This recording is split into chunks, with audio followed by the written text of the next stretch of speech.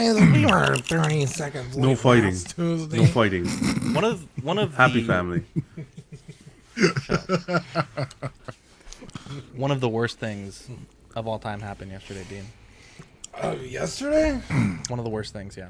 What happened? What was that?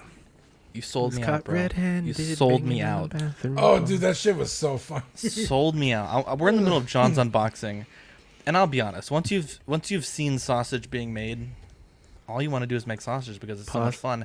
And Jesus. John didn't even want to put Marty in the DeLorean, and so I was getting a little bored, and I was like, I'm gonna play some Flight Sim. Wow. Yeah. While Excuse we were me. on stream. How dare you? And as soon as I fucking double click Flight Sim, immediately what happened, Dean? Fucking piece I of got a garbage. notification on my end because we're friends on Steam. And it was like, Zach is playing Flight Simulator. And I was like, hey, what the fuck, dude? Fucking sold me out, dude. That was the Dude, worst the thing look you've on ever your done. face was like, no, I'm And not. y'all say, Yeah, I know. y'all say that He I'm the immediately rat. answered. You could tell he was guilty. You hate to He's see like, it, no, I'm Marty. not. You hate to Caught see in it. 4K. Are you an angel? What? An angel. I heard the deep space pilots talk about them. They're the most beautiful creatures in the universe.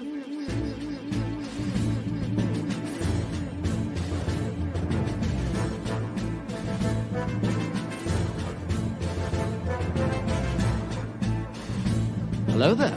We are tonight's entertainment. We would be honored if you would join us. He's got a billion toys.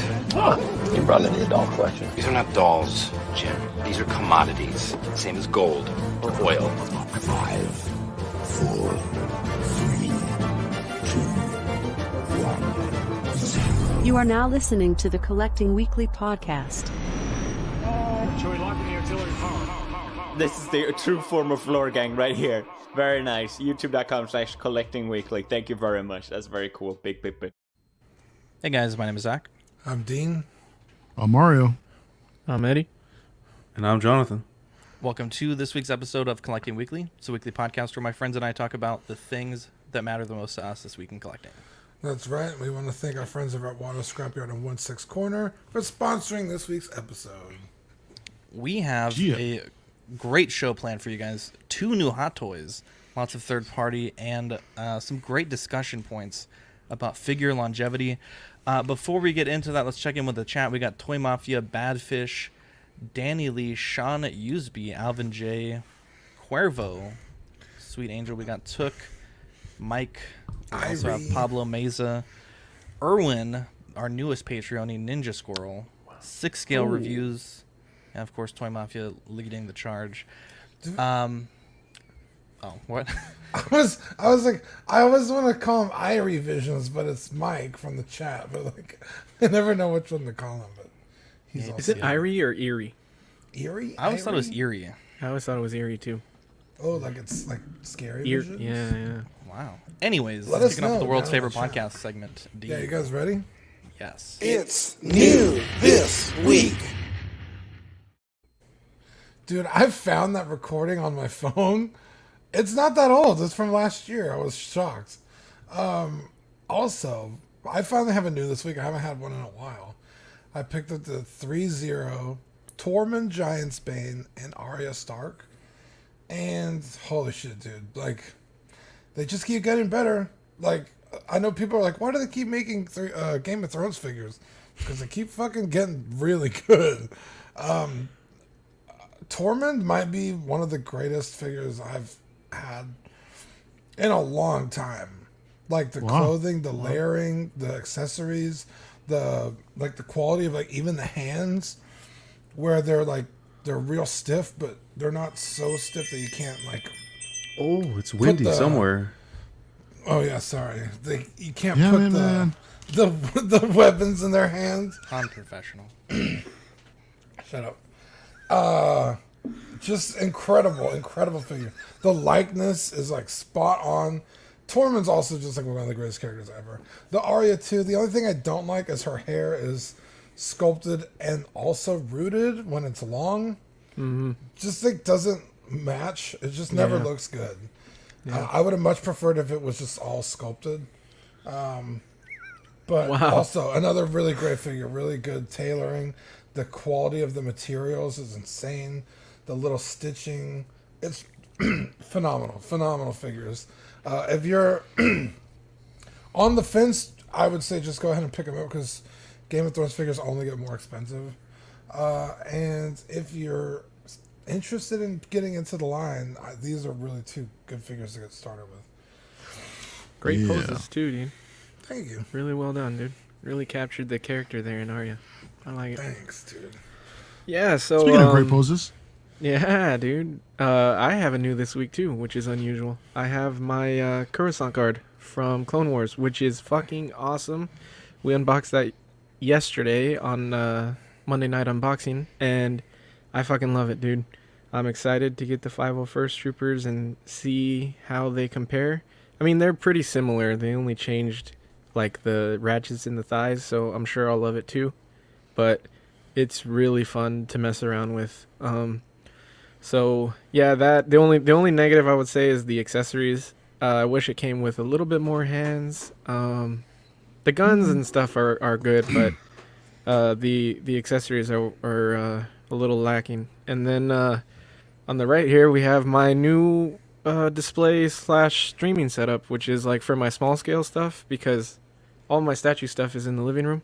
So I was like, you know what, I'll set up my small scale stuff around my streaming area, and so I did that over the weekend, and I'm pretty happy with it. I got some of my pops and then Lego stuff up there. So in the cases are my pop rock collection, which is like musicians. Yeah, I see like Kiss and stuff. Okay. Yeah, I got Kiss, Motley Crue, Queen, Def Leppard, and then as you can see, the ones in the boxes, like I just have too many. I need to get probably 2 more of those shadow boxes and put 2 more above them.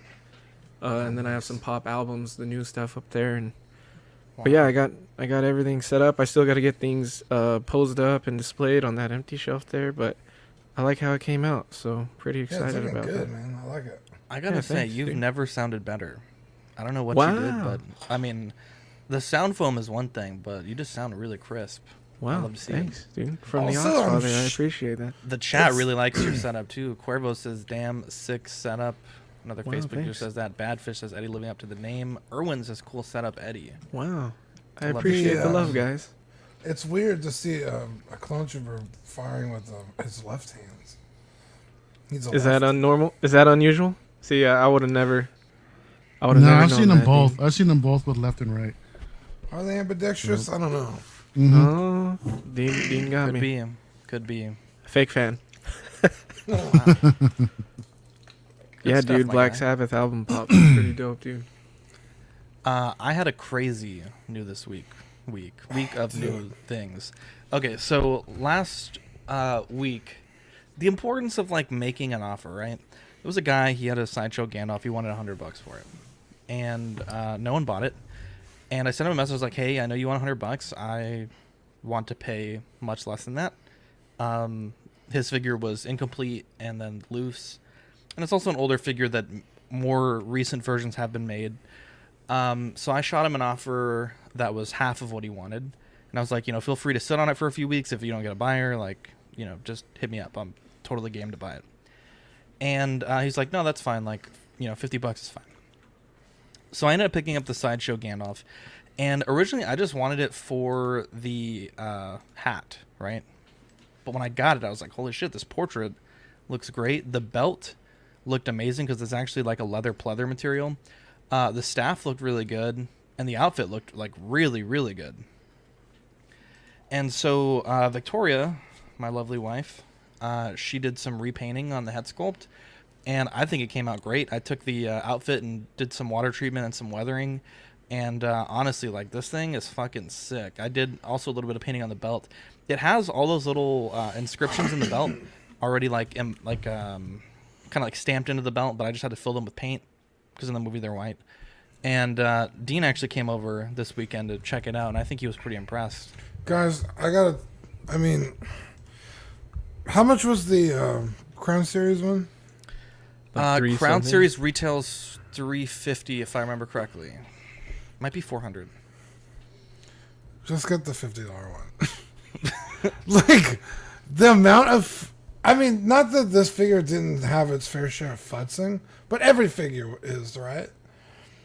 The amount of futzing Zach did to this one and the Crown series is comparable. This thing blows that one out of the water.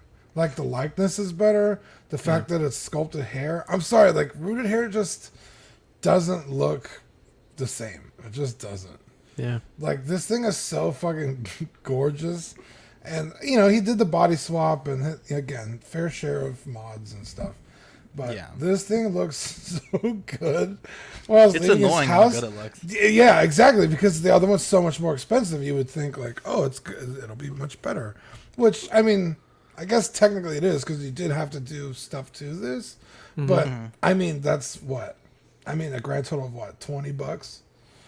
Yeah, because you could have just as easily used a like a generic body because it's all covered, right? I just had a muscle body lying around. Yeah. And then one thing that I found real interesting is just how good like some of the accessories were, right? Like the staff, I thought the staff was a weird color, and I was like, okay, well, I'm gonna paint it dark brown. But before I did, I looked up some references from the film because the pipe that's in there is a really dark brown, and I wanted them to match. And I looked at the I think it's United Cutlery. It's the company that makes the licensed props for the for the fan market. Mm-hmm. And theirs is the same color where the pipe is so dark and then the staff is light. Because Sideshow made this figure with two staffs and the other one's really dark. Because when he goes to Moria, he has a different staff and it's much darker. Because it's the one that Radagast gave him that he's had for years. It's like just small shit like that just blew me away. And then, you know, the portrait, like you said, like I'm still kind of a fan of the rooted hair / beard. But, I mean, this thing just futs so nicely and... I think if the beard was also rooted, it would be uniform. Is what I was trying to say. Yeah. Like, not that the rooted hair can't ever look good. I think it can. Yeah. With a lot of work, but it's like every time the same thing with the Arya. It just doesn't look the same ever. So the uniformity of the all sculpted head sculpt is like insane. Yeah, and there's some things on this outfit that aren't on the Hobbit one. But I don't think that's inaccurate on Sideshow's part. I just think that the Hobbit production costume for Gandalf was much more detailed because it was like a more modern film. Yeah. But at least that's what I can see from like the costume shots of Ian McKellen in the costume. What were you saying? Sorry, Eddie. Oh no, I was just gonna say it's amazing, Zach, how you can take these figures that you get on super good deals and like, you know, just do these little things to them and take them to a whole new level, dude. It's really cool, and I like how it makes the collection your own. You know, that's one thing that I really envy about your collection is you do these things and it really like it makes it your own, and it just makes it so much cooler. And I gotta say, like, you and Dean are killing me because you're making me want to get Lord of the Rings and fucking Game of Thrones figures. You guys, dude, so and good. You pose them up really well too, dude. I think he looks really good.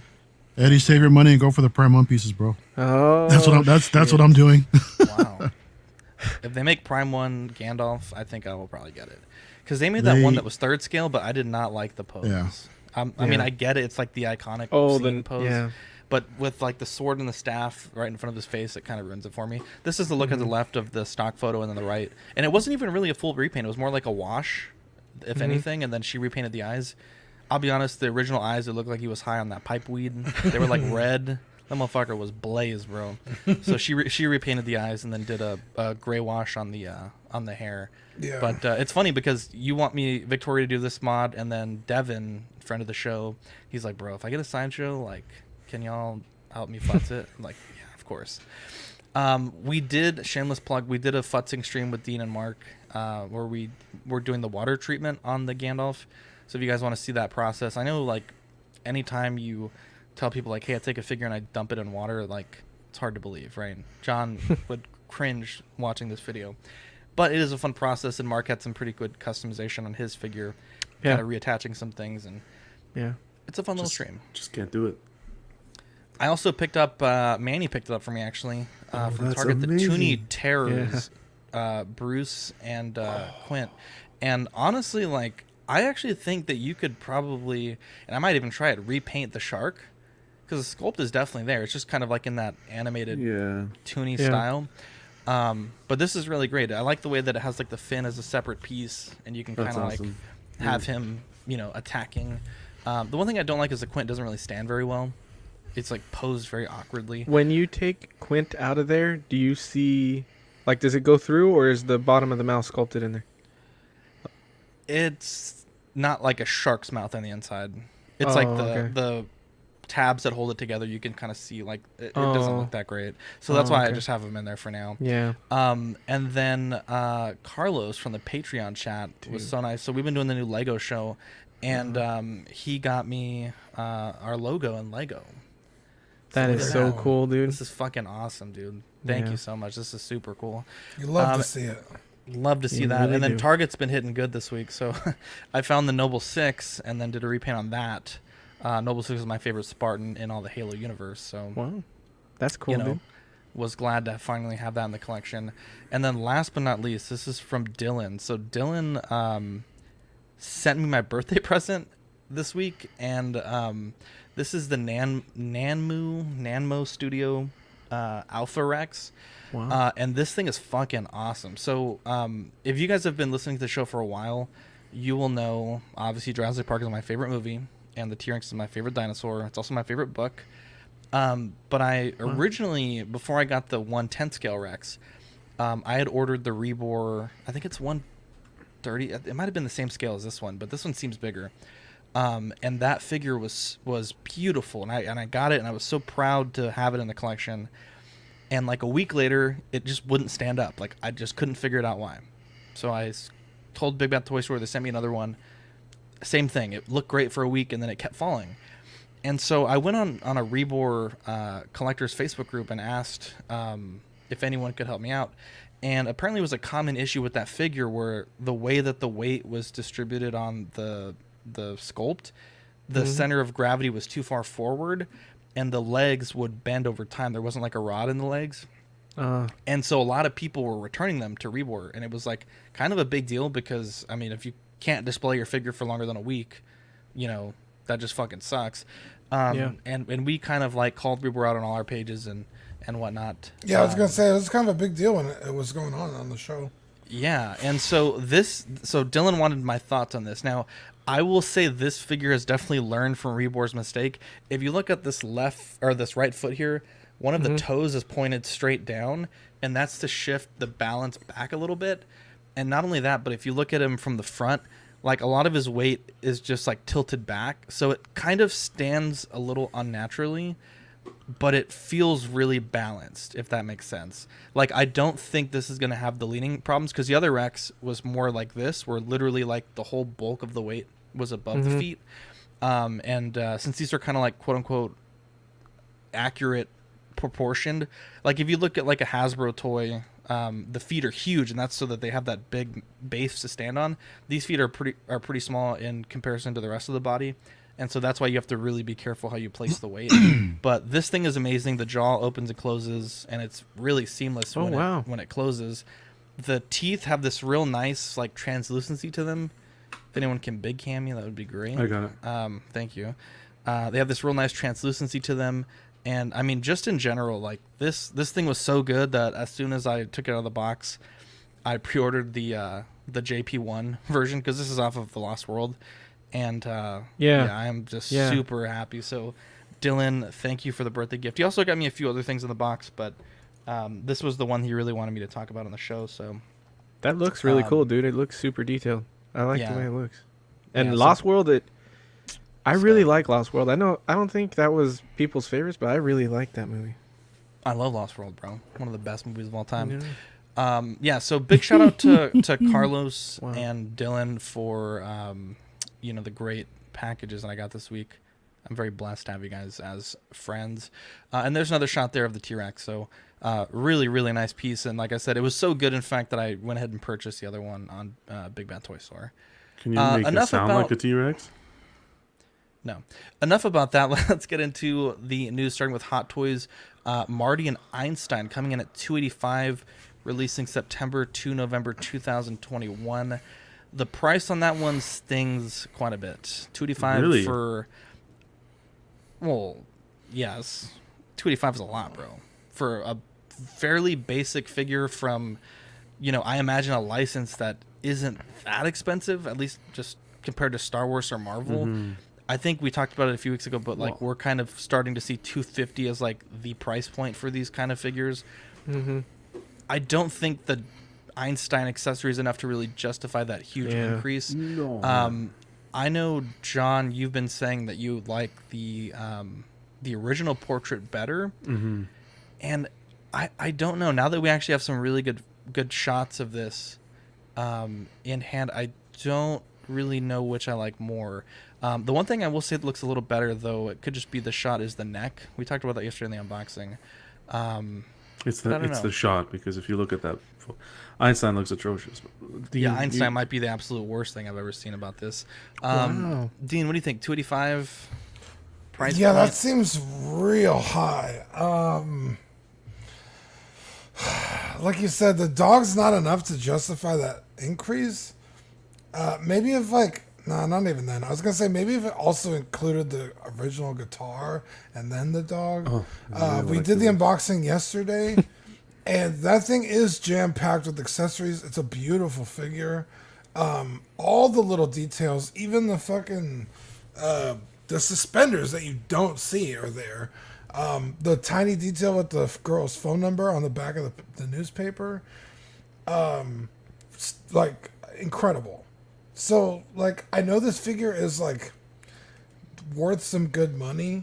I don't see, especially, I'm going to side with John on this one. Wow. Since we've already gotten it before, $285 seems real high. Yeah. That being said, it's it's a beautiful figure, stunning even. On the shelf, I think probably almost like a centerpiece figure all by itself. It's like, holy shit, Marty! Everybody knows Marty. I think it's great, and I'm gonna piss off John on this one. I think it's nice that collectors are gonna get another chance to get it, because this figure was long sold out for years before I started collecting, so I never even got a chance to get it. So cool. I think when we got in, it was right when the Back to the Future 2 Marty was out, the one with the Nikes or the fancy tech shoes. Yeah. OG says reissue alert. Remember to breathe, John. Irie says I think $285 is fair. A lot of good details in the clothing and accessories plus Einstein. If Einstein looked like Einstein, yeah. Ninja looks like Scroll Kevin. 1/6 collecting. Wow, 1/6 go Kevin. Ninja Scroll says 1/6 go collecting is now a rich man's game. No longer is it an accessible avenue for most average folk. Well, what do you think about it, John? We'll start with the price. I don't think it's poorly priced. Considering that you're going to pick up the original for $450, right? What was your only option? If you wanted this figure in your collection, you'd be dropping over $400 on it. Do you think that played a part in them deciding the price for it? Of course. That played a part as to why they made this figure again, period, was the secondary market. Well, yeah. The portrait's not there. Considering it's a reissue, what are we talking about? 6 years, I think? They could have worked a bit more on the portrait. I do like the denim jacket's nice on this one. I feel it's a little bit more detailed. I forgot to check if the original one has it, but the inside has an actual pocket. You could put I think it's an 8-track player or a tape player, whatever it was. 8-track? Do you know what an 8-track player is? Whatever, it's before my time, but it's whatever. a cassette player. Wow. I can't believe y'all the said youngest 285 guy on the panel got it right. But y'all are fucking wild for 285. It's not a Walkman, Danny. Is it? I don't think it's a Walkman yet. But It's anyways, a Walkman, dude. Is it? That's exactly what it is. 285. Isn't a Walkman where you put CDs? Okay. Oh my god. Okay, anyways, let's just get back to 285. They already had all the patterning for the clothing. It doesn't matter. So at the end, bullshit, dude. No. Then I will never be fine with 285 for a base. You don't have to be fine with it. The point here is they're going for 450. Speaking my truth, bro. What I'm saying here is I'm not happy about this, Marty. I think this is a pointless release. You missed it. Okay, my condolences to you. Nobody owes you anything. So I would have just done the black suit Marty that they showed us at the Sideshow Con, and this doc would have been good. why they had to do a reissue, it blows my mind. The dog, Einstein, you might as well just flip and toss that thing because that has no resemblance to Einstein whatsoever. No, it really doesn't. In my opinion. When you first said that, I was like, oh, I don't know. But yeah, that's just a dog. Look at that. What is that? That's atrocious. And the portrait, come on. The portrait's off for me. I do like that you could put the stopwatch on the dog, though. That's what's cool. I love that. Yeah, I like in this picture, which one is the OG portrait and which one's the new one? OG is the one on the left. On the left. I don't know. I kind of like it, just with this side by side. The left looks very like waxy. I mean, and this is the Hot Toys production photo on the left from their pre-order. Yeah, it's not like that in hand. Okay. I find that the one on the right, the head's too round. It's because the hair. Also, the hair, it doesn't look as detailed. It looks just kind of like... It does look really soft now that you say that. Yeah. Right João there was saying in the something front. about Hot Toys is going to have it limited to 300 pieces. He says That's in here. for the Japanese market. Okay. For the Retro Sapiens event. If this thing was limited to 300 pieces, I'll tell you right now, I'd be buying one. Wow. Oh, come on, John. You can't do that, bro. Just for the number, dude. I'm just disappointed. What a that's sucker. all. I'm really disappointed. Mario, what do you think about this, bro? Oh man, I think everybody's tripping. I mean, well, first of all, no, I agree with you with the price. Yeah, that is way too steep for such a basic figure. I don't care if it's Einstein. Einstein isn't worth, what was the original, like 220 or something like that? It's not worth the other 6 years ago. Yeah. Regardless, dude, it's Inflation not worth 60 is not 60 bucks, dude. bro. Exactly. That's minus that's an insane. accessory plus a it comes with the exact same accessories. The aftermarket price shouldn't really have a play on the consideration of the current MSRP or whatever. But whatever, it is what it is. And if you guys want a chance to have a second Marty or another Marty, then here's your chance. God damn it, Joe P says 285 is too expensive. Goes out and pimps a $2,500 statue instead. Well, yeah. I mean, I'm getting my money's worth there. I mean, shit. But anyways. Casual Nerd says, what price would be reasonable for the panel? If you give this to me at $251, no complaints. Now, I understand there's a difference between secret-based retail or Retro Sapiens retail plus what we're paying from Sideshow. I know there's an increase, but I'm only buying from Sideshow, right? Or I'd be happy. Collectibles that gives me Sideshow pricing. I would say $251. This is $30 too high. Yeah, I would say $100. That's what I want. Jeez. So if you buy those dogs that are on BBTS, I don't know what company makes them, but there's like Mr. Z. Yeah. Aren't they like $40-$50 or 60 even? Yeah, but they're also not looking like absolute ass. Yeah, but this Yeah, is they look like a melted candle. This is a new body, though, right? This is a new body they had to do. This is a new sculpt. Well, body. That's not a new body for the dog. Are you well, kidding me? still, at the end of the day, guys, I'm not finna be cucked for $285 and not open my mouth about it. Are you kidding me? Look at this. So would you have liked to $42 just would you have liked this not to come out and just pay $450? Yeah. Well, I mean, that's your opinion. You're of the opinion on No, I'm asking for you. many... I'm asking you the question. Yes. Would you have this rather not come out and you pay $450? Yes. How does that make sense, though? I would rather them give us two versions, like they did with Doc. Make fucking Einstein the deluxe accessory that no one fucking wants, and give us a base figure for $250. That's what. John, I think this would have been a better release if they released it as a 2-pack, like we mentioned earlier. This would have been a better release. Yeah, exactly. If you can only get this Marty as part of a 2-pack with the Doc that they solicited, that would have been a better. I think that would have been more intriguing.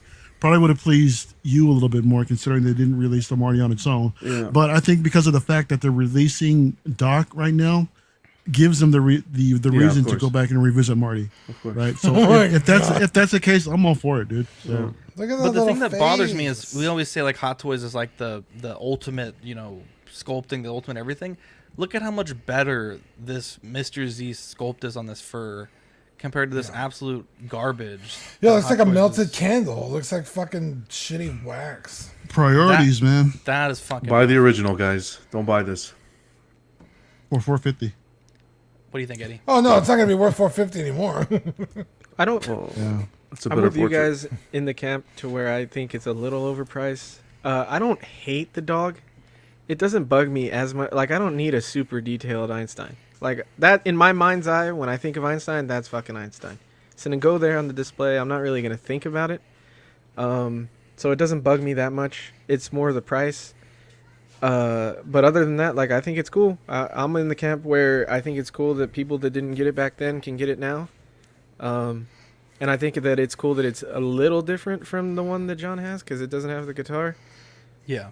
I don't know how I feel about the head sculpts. Neither one of them seem perfect to me. So, like, I don't think they're bad. I just, they're a little off. Certain angles look better than others. So, but overall, I say solid release because people love Back to the Future, and this is another chance to get Marty. Now, I would have wanted the Marty from the prom, but that's just like a personal thing. But I may end up getting this. My little brother loves Back to the Future, and Back to the Future is a classic trilogy that I would love to have represented in my collection, so I may end up picking this up. What's this guy talking about? Alvin says you guys are tripping that Batplane was over $2,000 from Yoast, but $285 is bad for figure. First off, $2,000. I ain't getting that is fucking a lot Batplane. for a fucking Batplane. I'll tell you that, Alvin. I'll tell you that much. And now, I'll tell you too, the $285. Batmobile is too expensive too, but I'm gonna fucking pay it because I love it. Like I didn't justify the price. I'm just saying I fucking love it, so I'm gonna buy it.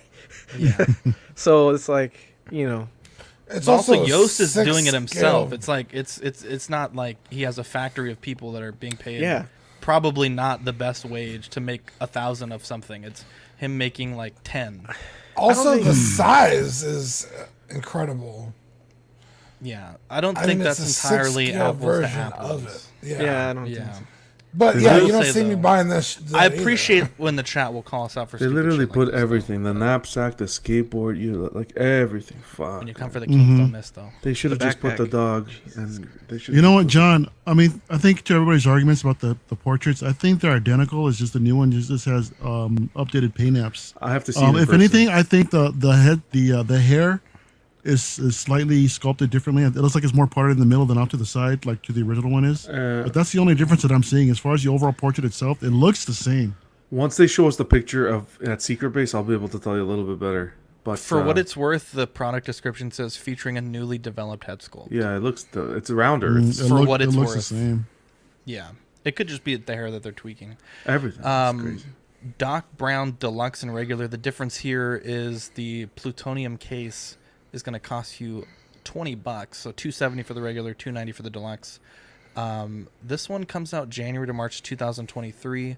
I think it's great. One that just going back to Marty here, they kept the old style of stands, right? I think if you have the other Marty and you want to pair it with this Doc, giving this Doc the old stand makes a lot of sense, right? Because there's some people that are just going to buy the new Marty and the new Doc, right?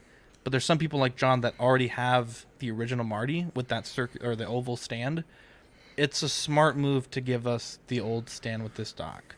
Yep. I think it's a smart move. I know it's not the biggest. People aren't the biggest fans of that decision.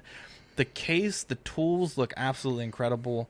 John, I think you were saying this was the suit that we should have always gotten from the beginning. Of course. Yeah. I would agree with you, and I still think $290, that $285, $290 price point is too high, but I do appreciate that you do have the option to get it for a little bit cheaper minus the plutonium case. Oh my God! Wow. What do you think about it, Dean? Jeez. John's like, No, I just noticed something. I'll wait, but I'll just. No, notice I want to something. hear it. So these guys, you know what this Hot Toys company is? They're fucking rats, man. They just included. So they included, what's his face, Einstein's timer with Doc, but they don't include it with Marty. Right. Of course they don't. Wow. Yeah, so you have to get one. You have to get it. Well, no. To be fair, John, the scene where Marty first pulls up to the mall and meets Einstein, he doesn't have the timer on. I know. He doesn't have the stopwatch on, But so still, it doesn't. You can still use that. Okay, then Wasn't you until they should put him in the. Okay, so then you should include. See, this is where we get a little political. Then you should include Einstein with the Doc. Yeah. Why are you including just the timer? You're making me Whose buy dog Marty. Is it Marty's dog or a dog's dog? It's Doc's dog. Why the fuck does Marty come with it then? Yeah. Because they want you to buy both, bro. That's this true. This is classic Hot Toys. This bro. is They're not some gonna. bull. Given the choice You're of not selling wrong. you one figure or selling you two figures, they're always gonna sell you two figures, bro. Giving Marty. Yeah, in the case of Baby Yoda, 18. Giving Marty Einstein is the equivalent of giving Marty the plutonium case. Yeah, that's fucking weird. Honestly, you're not wrong. Thank you for bringing that up. Back to me though. I think it. I mean, it's fucking Doc, right? Like, it's so cool.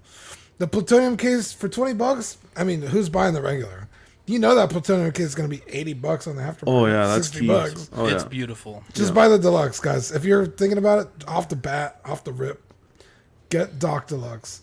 I love the expression. I know it's almost kind of like annoying because it's like usually like when they do like really expressive faces, they're either like not good or it's like, oh, it only works in like certain poses. But like this motherfucker, I feel like has that face on the entire movie. So like, I think this is fucking phenomenal. I think this is a great release. Marky spelled there wrong. I'm the everyday rat. Wow. I'm the everyday rat catcher now. Wow. Let's change the name. Wow. No one would do that here. Oh, I'm next. I'm like, wait, what the fuck is everybody like this? Yeah. What an idiot. You Wrong fool. show, buddy. They say they don't want to be fool. prompted when it's their turn. They say that they could my just God. go. We have to prompt. Is it prompted? Oh, I'm so sorry. They say they want a I- raise. Yeah. Doesn't happen. I never asked for a raise, Oh dude. my gosh. I'm Mexican. I'm good with what he pays me. This Oh look- my. What the hell? I I don't what know. you think. This is cool. I don't like the expression, but I like when Hot Toys does different expressions than just the plain stare face, so I'll take it. I don't like it as much as the Marty for some reason. I don't know what it is. It's probably just the head sculpt. Like, if anything, I think the Marty's better than the Doc. Oh my God! I gotta go for a second. Hold on. Wow. What the hell? Nicki Minaj? All right, here we But I go. think it's cool, and I like that it's different than the one that John has. So, that's What was different. that? I don't know. What? That was no, just John just dipping that out of the stream like that. That was completely random. I didn't. I think it was because of what I said. Oh, okay. I'm sorry. Eddie, go but ahead. This is no, the I worst was show pretty we've much ever done. finished. What do you think, Mario? No, I mean, collectors aren't going to be happy either way. I mean, you're always going to find someone that's going to complain about the portrait that it's a dead stare, or there's too much expression going on in the sculpt. To Dean's point earlier, I think it's dead on. This is the figure that should have come out from the beginning with this portrait, with this exact expression, because no matter how you pose it, I think it clearly displays that this is freaking Doc Brown with that goofy ass expression on his face of shock, right? I mean, and this is the scene that really captured that emotion. So I'm 100% for it. The price, I agree, it should have been. I think $270 would have been a little bit easier. But I mean, I guess I can understand. What was it? $290, $295? $270 for the regular, $290 for the deluxe. Yeah, $290 for the. I mean, yeah, like to Dean's point earlier, just get the deluxe. I mean, the plutonium set is going to be expensive, like Dean mentioned earlier on the aftermarket. I think it's well worth it just to have that in the set, just to complete that entire scene, this whole setup. So, but I am super happy that they finally released this figure, and I really appreciate the consistency with the old school base also, because I do have the old Marty also, and it's nice that I can have the two bases that are consistent with each other, not one of the newer style or not one of the older. But yeah, I'm all for it. I really like this. Yeah, I think it's a fantastic release. Portrait's great. It's from this scene of the movie. I would have liked for that price him to come with a closed mouth portrait though as well. I think we could have got that somehow. But regardless, I think the price is warranted considering all the accessories that you get, the case, the tools. Again, what we talked about with Einstein's clock there, I don't think that's cool the way they did that. But as a release overall, yeah, this was long overdue. Let's go down the list real quick. Do we think they're reissuing the DeLorean or making a new DeLorean? I would say yes. What do you think, Dean? Oh man, a new DeLorean? I mean, they have to be, right? I mean, it's not like next year is going to be another Back to the Future fucking, what do you call it? Fiasco. Anniversary or whatever this was. Right? Was it an anniversary for the movie?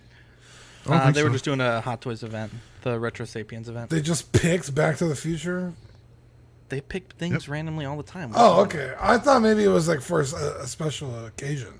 Okay, well then maybe not. Although I would like to see not like John's DeLorean, but the one with the wheels that fold in and it flies. That'd be cool. Yeah, part 2. Well, it's at the end of part 1. That'd be cool. That'd be real cool. But Eddie? Last year was the 35th anniversary. I don't know if that has anything to do with it, but what a weird Eddie, shut up. To your point, you fucking cuck. Jesus, oh my god, we were Forget doing what so I well. said, man. Fuck this. Eddie, do you think they're gonna make a new DeLorean? I would not be surprised if they did. I don't know if I'm gonna say they will, but I mean, they re-released a Tumblr. They're putting these guys out. They're putting them in pictures with them. I would love to see the flying version, but I wouldn't be surprised. It definitely seems like it might happen. And I think that's the version you're going to get is the one with the hover conversion. But considering that they're putting out that was the Back to the Future, the sequel one, and not the original one, perhaps they'll give us conversion kit. A conversion kit, just so we can display it either cool. way that we would want. Because I know some collectors. I mean, I think Denobi modded his to do the flight conversion. So I wouldn't be surprised, like you said, Eddie, that if they do actually re-release it. But if they do, to John's point, keep the integrity of the original, include Mr. Fusion, and also give us the conversion kit. So I want to let John go, but I got another question after John speaks his 2 cents. If they give us the hover conversion kit, then it's not keeping to the original. You're absolutely mutilating the original, because then oh my god. They did it with the Hulkbuster, dude, with the jackhammer arm. With the jackhammer. I'm just saying they're mutilating the original, because then the new release will have both versions of the DeLorean and the original. No. What they did with the Hulkbuster was if you hadn't gotten the Hulkbuster, you had to buy it with the jackhammer. Right. It was like an extra $300. But if you already had the first one, they sold it as a separate accessory. Well, perhaps they might do something like that. I don't In see my them opinion, doing that, but if you're asking me, don't touch it. Leave it. You did the figures. Don't touch the DeLorean. I want to see Howard be a man of his word. He did the Milk magazine interview, and he said I think he was speaking to Star Wars vehicles, but in general, they don't really want to touch vehicles because they don't kind of feel like it's worth their while, if I can kind of put it into my own words. They've released like 4 vehicles this year. They did the Tumbler, they did the freaking Bat Pod. I mean, but that's again, recent. that's him going against his interview that he had on the Milk magazine. You guys remember that? We featured it. He said he didn't want to touch vehicles. Give us some Star Wars vehicles. Specifically then. with the Falcon. No, it wasn't with the Falcon. I think it was general. He was talking about Star Wars. He was relating it to Star Wars, yeah. But doing a Star Wars vehicle, doing a reissue of a Tumbler, like you got fans that want the Star Wars vehicles as well. So, yeah, just don't touch the DeLorean, please. That's what I ask. Mario, what was your question?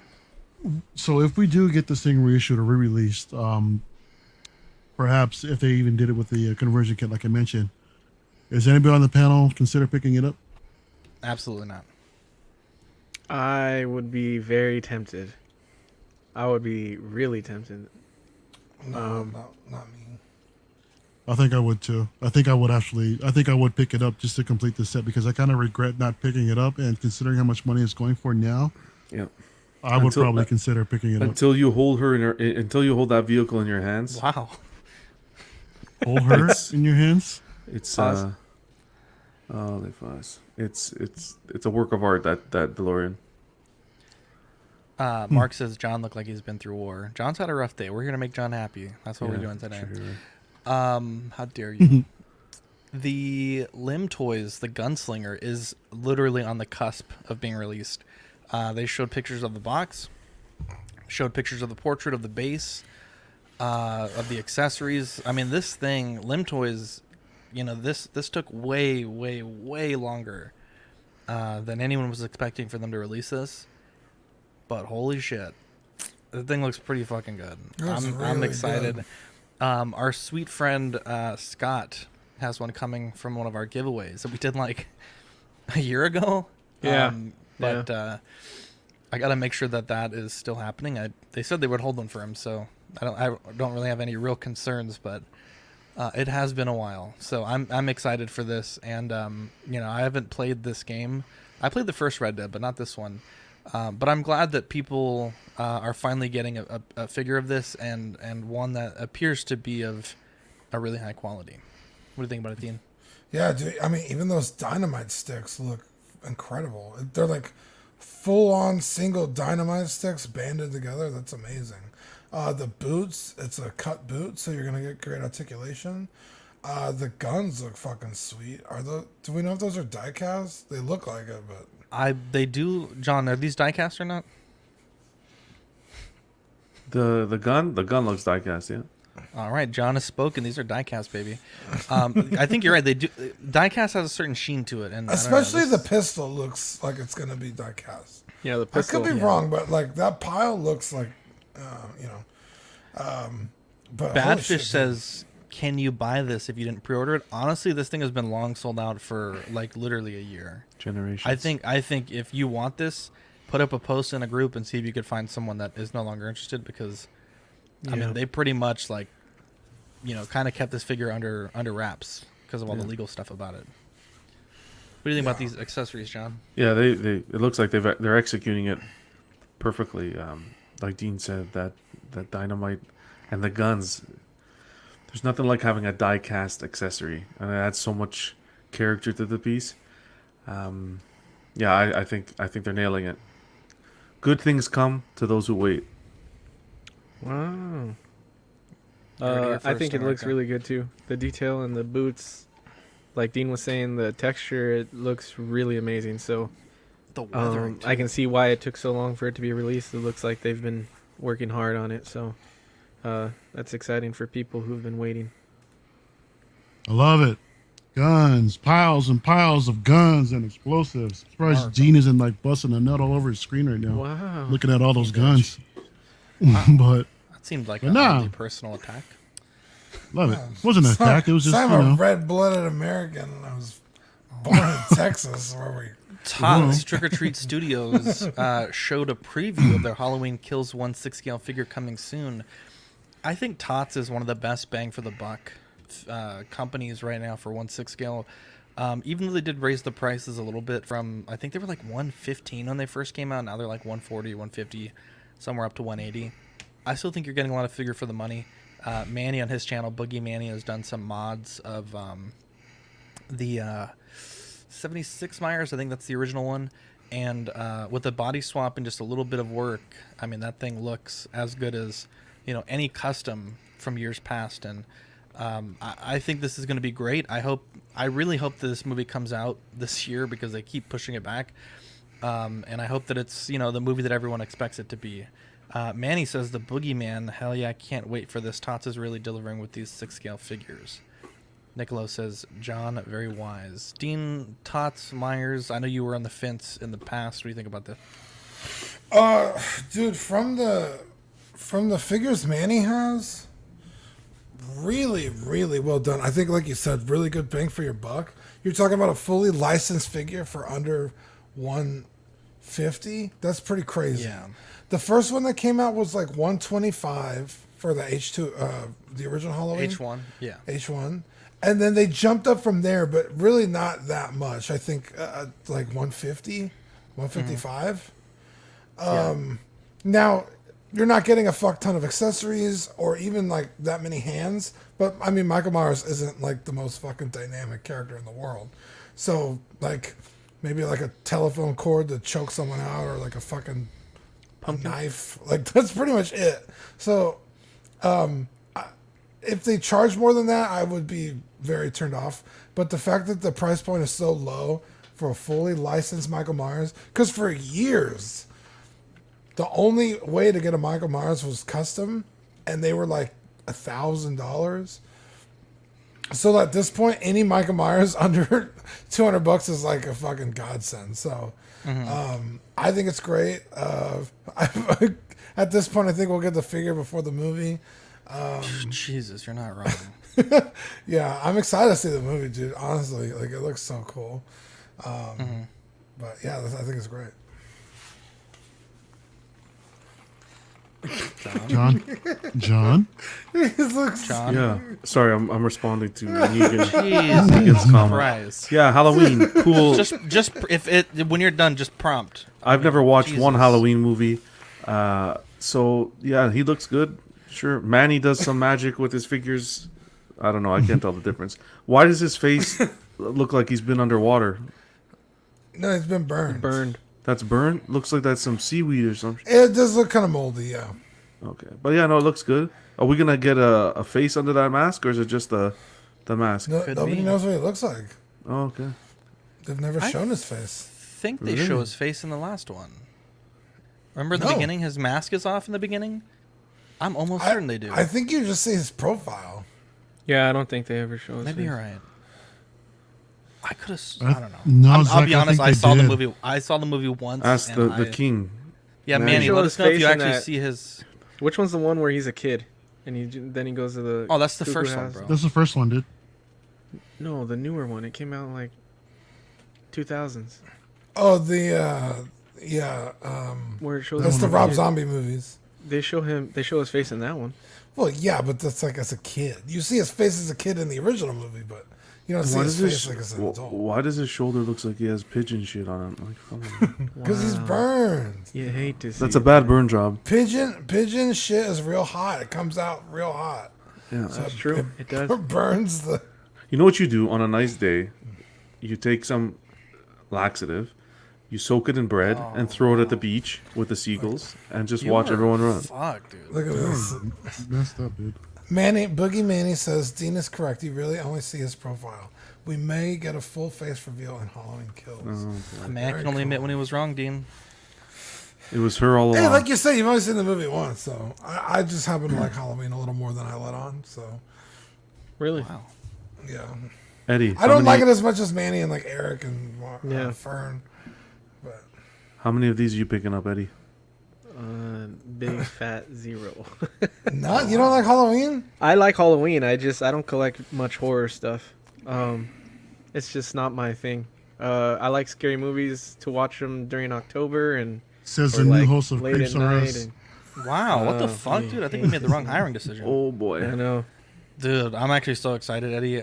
Reddit has some great creepy stories. I want to read those. It's gonna be fun, bro. Like some Dude. horrifying stories. Let's get it going. I'll give you a horrifying story. No. Tell me, bro. Hot Toys reissued body. Hot Toys reissued. I'm not gonna lie, Michael Myers kind of gets on my nerves though. Like I still enjoy the movies, but in every fucking movie, this guy doesn't die. Well, there's Just only fucking two. Kill this motherfucker. There's only 2 movies canonically. Oh really? None of them are. Yeah, it's the first one, and then the last one that came out, and now this will be the 3rd movie. Oh okay. Yeah. The last one was good. I enjoyed the last one, but at the end of that one, you're like, yeah, he's dead. No. Because it's a true sequel. No, the movie. Did you not watch the credit scene? That's what I'm saying. You think he's dead, and then at the end of the credits, he's like not. It's Spoilers. Oh shit! I don't remember that. It's not spoilers. I'm when about to there's go a That's back. why part he has 3 the coming burn. out. That's why he has the burn, dude. Because he just got burned. and Yeah, she traps him in the house and it sets it on fire. And she's like, "Fuck you." Well, Yeah. while they're being rescued, the fire department heads that way, and she's like, "No, it's fucking amazing." It was like one of the best endings ever because you're like, "Holy shit!" How did you get out Manny of the is basement? judging the fuck out of us right now. I mean, Yeah, I he know usually he does. I'm but- sorry, Manny. It's not like I don't know. Is he human? Michael Myers is not my favorite, but Yeah, he's human. So why doesn't he just die? Because that I would really be a boring like- movie if he who's just the- died. Isn't he Who like plays 90 his- by now? He's old. who plays his He's old. sister in the movies? What's that actress's name? Oh, His sister. Yeah, that's his they're- sister, right? No, they're not really. They Okay, well in the Jamie- they Jamie Lee retconned Curtis? that. oh Yeah. Jamie Lee Edith Curtis. Myers? Okay, I like her as an actress, so I think she's my favorite part of the movies. Like That's if it wasn't her, that's I not a probably sister, wouldn't dude. care. No, Mario, in one rendition in some movie, they were related, but they retconned that. That's why I gonna, said, Oh, good. this is an actual true sequel. So Yeah, I this is never part seen 3. those. Yeah, I never seen the Rob Zombie ones or any of those. That's probably other what ones I'm thinking outside of, of the too. original ones. The Rob Zombie stuff is my favorite. In fact, they reference it in the last Halloween movie that came out. They're like, wasn't he your mom's sister? And they're like, no, that's just an urban legend. That's pretty cool. They've retconned all the other movies except the first one, that sequel, and now this one. So, No, this is cool, man. I like Dean. There was a sideshow Michael Myers, I believe, from the first movie that came out. So yeah, it was but like aside, total garp. that's why it comes with a sheet, so you can just put it over it, right? To recreate that scene. The new one just came out, and it looks really good, actually. Yeah. Yeah, but no, I like the 2018 version. That was a really good flick. I like it more than the old one, to be honest, the original one. But Yeah. I'm looking forward to this newer one too. So hopefully it'll be just as good.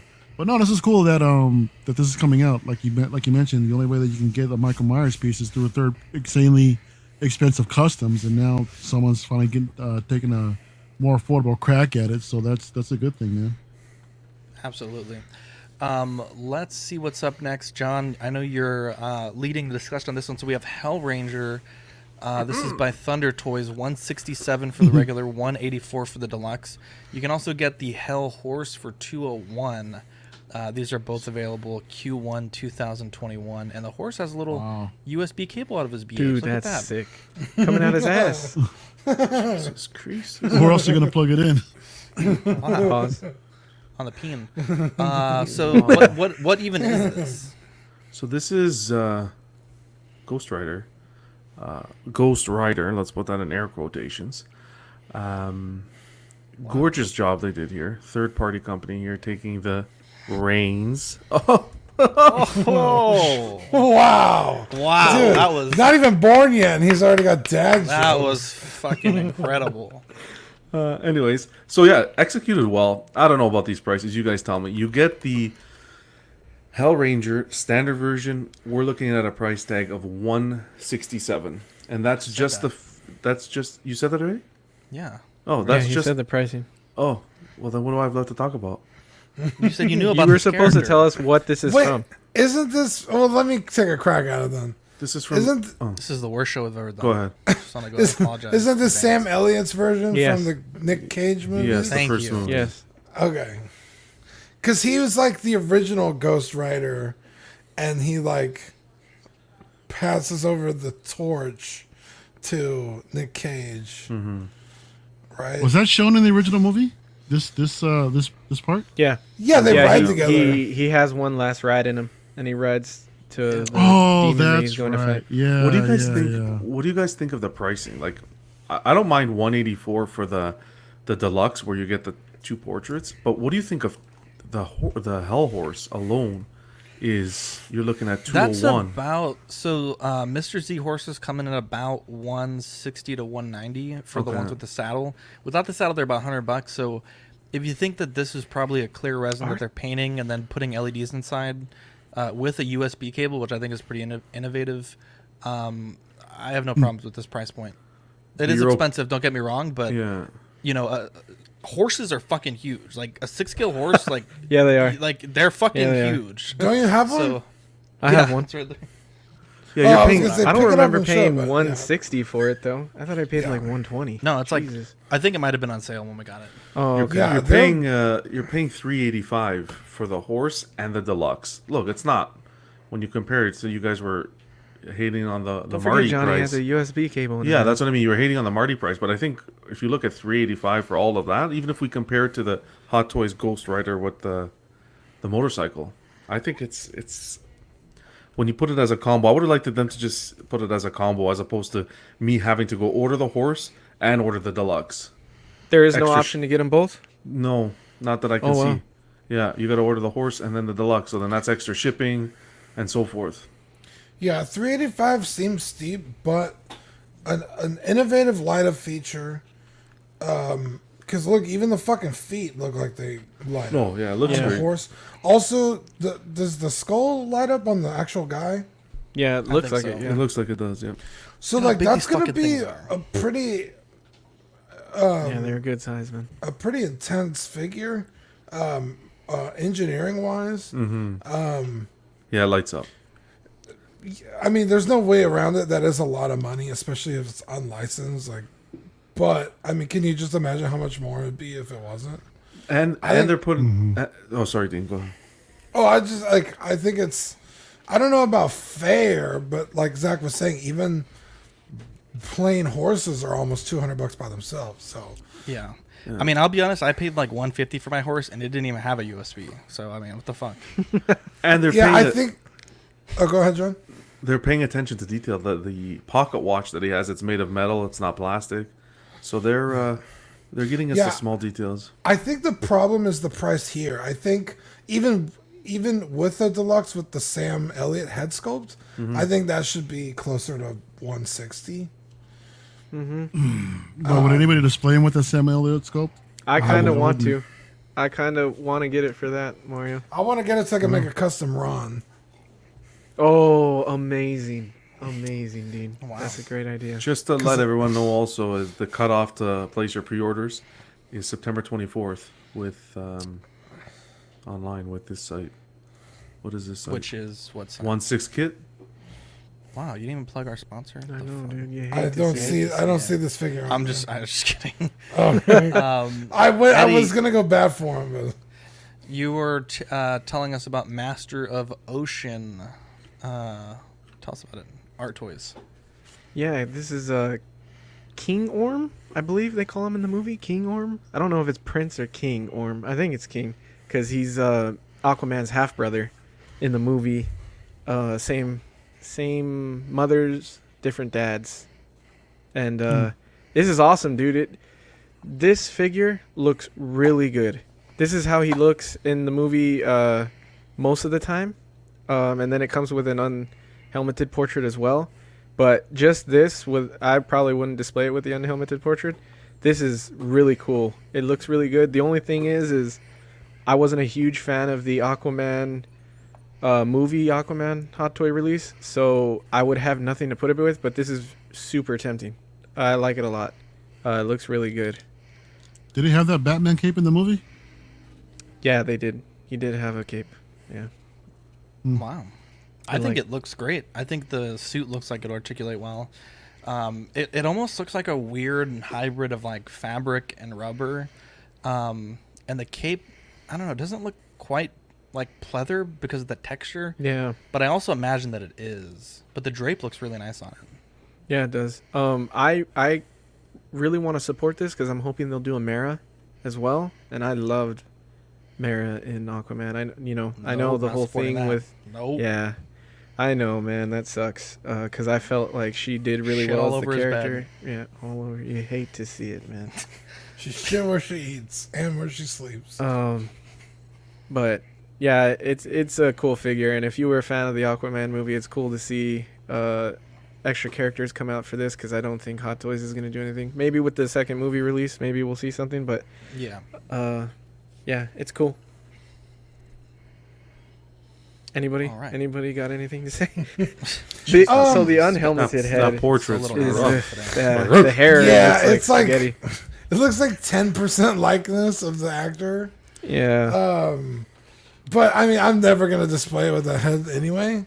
So Equan I think says Mara can take a shit in my bed. any day. Equan is not wrong, dude. On my chest. Wow. I don't know. Wow. Yeah. Let's move on. I'm sorry. You had something to say, Dean? Oh, I can't. Just go on. Jesus. Interbay, the 1/6 scale Royal Masterpiece FBA Collection, Kobe Bryant, $389, releasing Q3 2021. That is a steep price point for this figure. I will say this. I think it's great that. What's the best way to put this? Obviously his passing was incredibly tragic, the circumstances and all those who passed. And sudden. I think it's fantastic that I don't know, it's kind of a double-edged sword, right? Because when that happens, you don't want to see a company right away start putting out merch, right? It's a bad look. But in a way, I think it's been long enough that this is very respectful. And I think this is a great tribute to Kobe Bryant. You got a assortment of trophies that he's earned throughout his career. I think the portrait, I'm not a huge fan of it, to be honest. But everything else outside of the portrait, this sort of Letterman style Hall of Fame jacket looks incredible. I think this is a very respectful tribute piece, and I know you're paying a lot for like these trophies and the accoutrement, and obviously, of course, for the license being what happened and just how big of a superstar he was even before he died. But the price point is just so high. I don't know if I can get over that. I wouldn't get this. I'm not that big of a Kobe fan, for what it's worth, but I imagine there's people that are big Kobe fans that weren't able to get in on some of the other Kobe figures that skyrocketed after he passed. So I think this is a very interesting piece. What do you think about it, Dean? Yeah, I mean, I'm here rocking my San Antonio Spurs shirt, so I'm not the biggest Kobe fan either. But like you said, he died, and then like anybody who had his figure just fucking absolutely tried to ruin the market. So it's nice that there's more products coming out for people who are looking for it. This is still kind of high, but I mean, at least you're not paying a scalper, I guess. What about you, John? I think this looks amazing.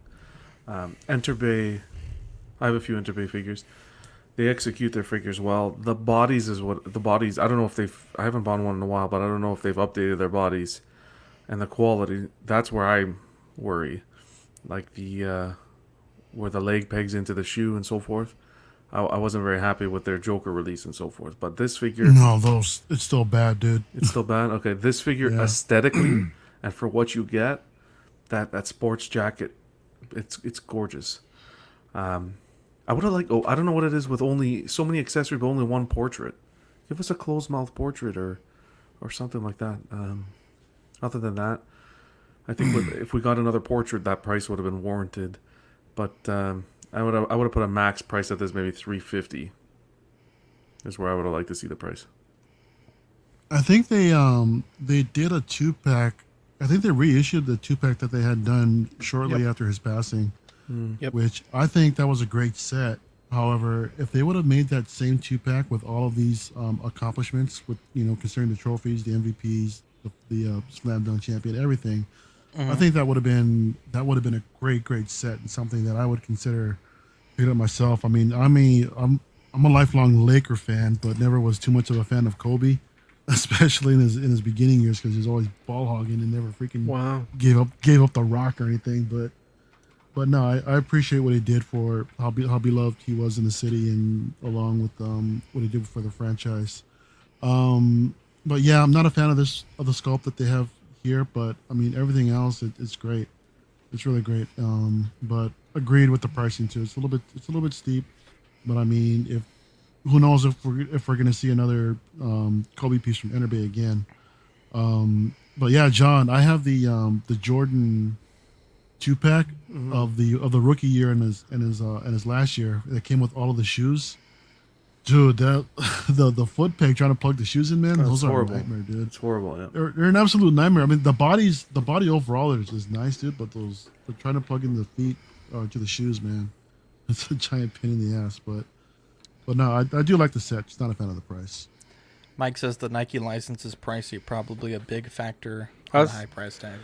That's what I was gonna say. The Nike license is pricey, and then the NBA is pricey, and then not to mention Kobe. You got to pay a lot of shit here, so I'm thinking that's what it is. I don't think they necessarily are like, we're gonna charge this much because it's sought after thing. I think it's just all the licenses they have to pay to do these things. But I think it looks really good.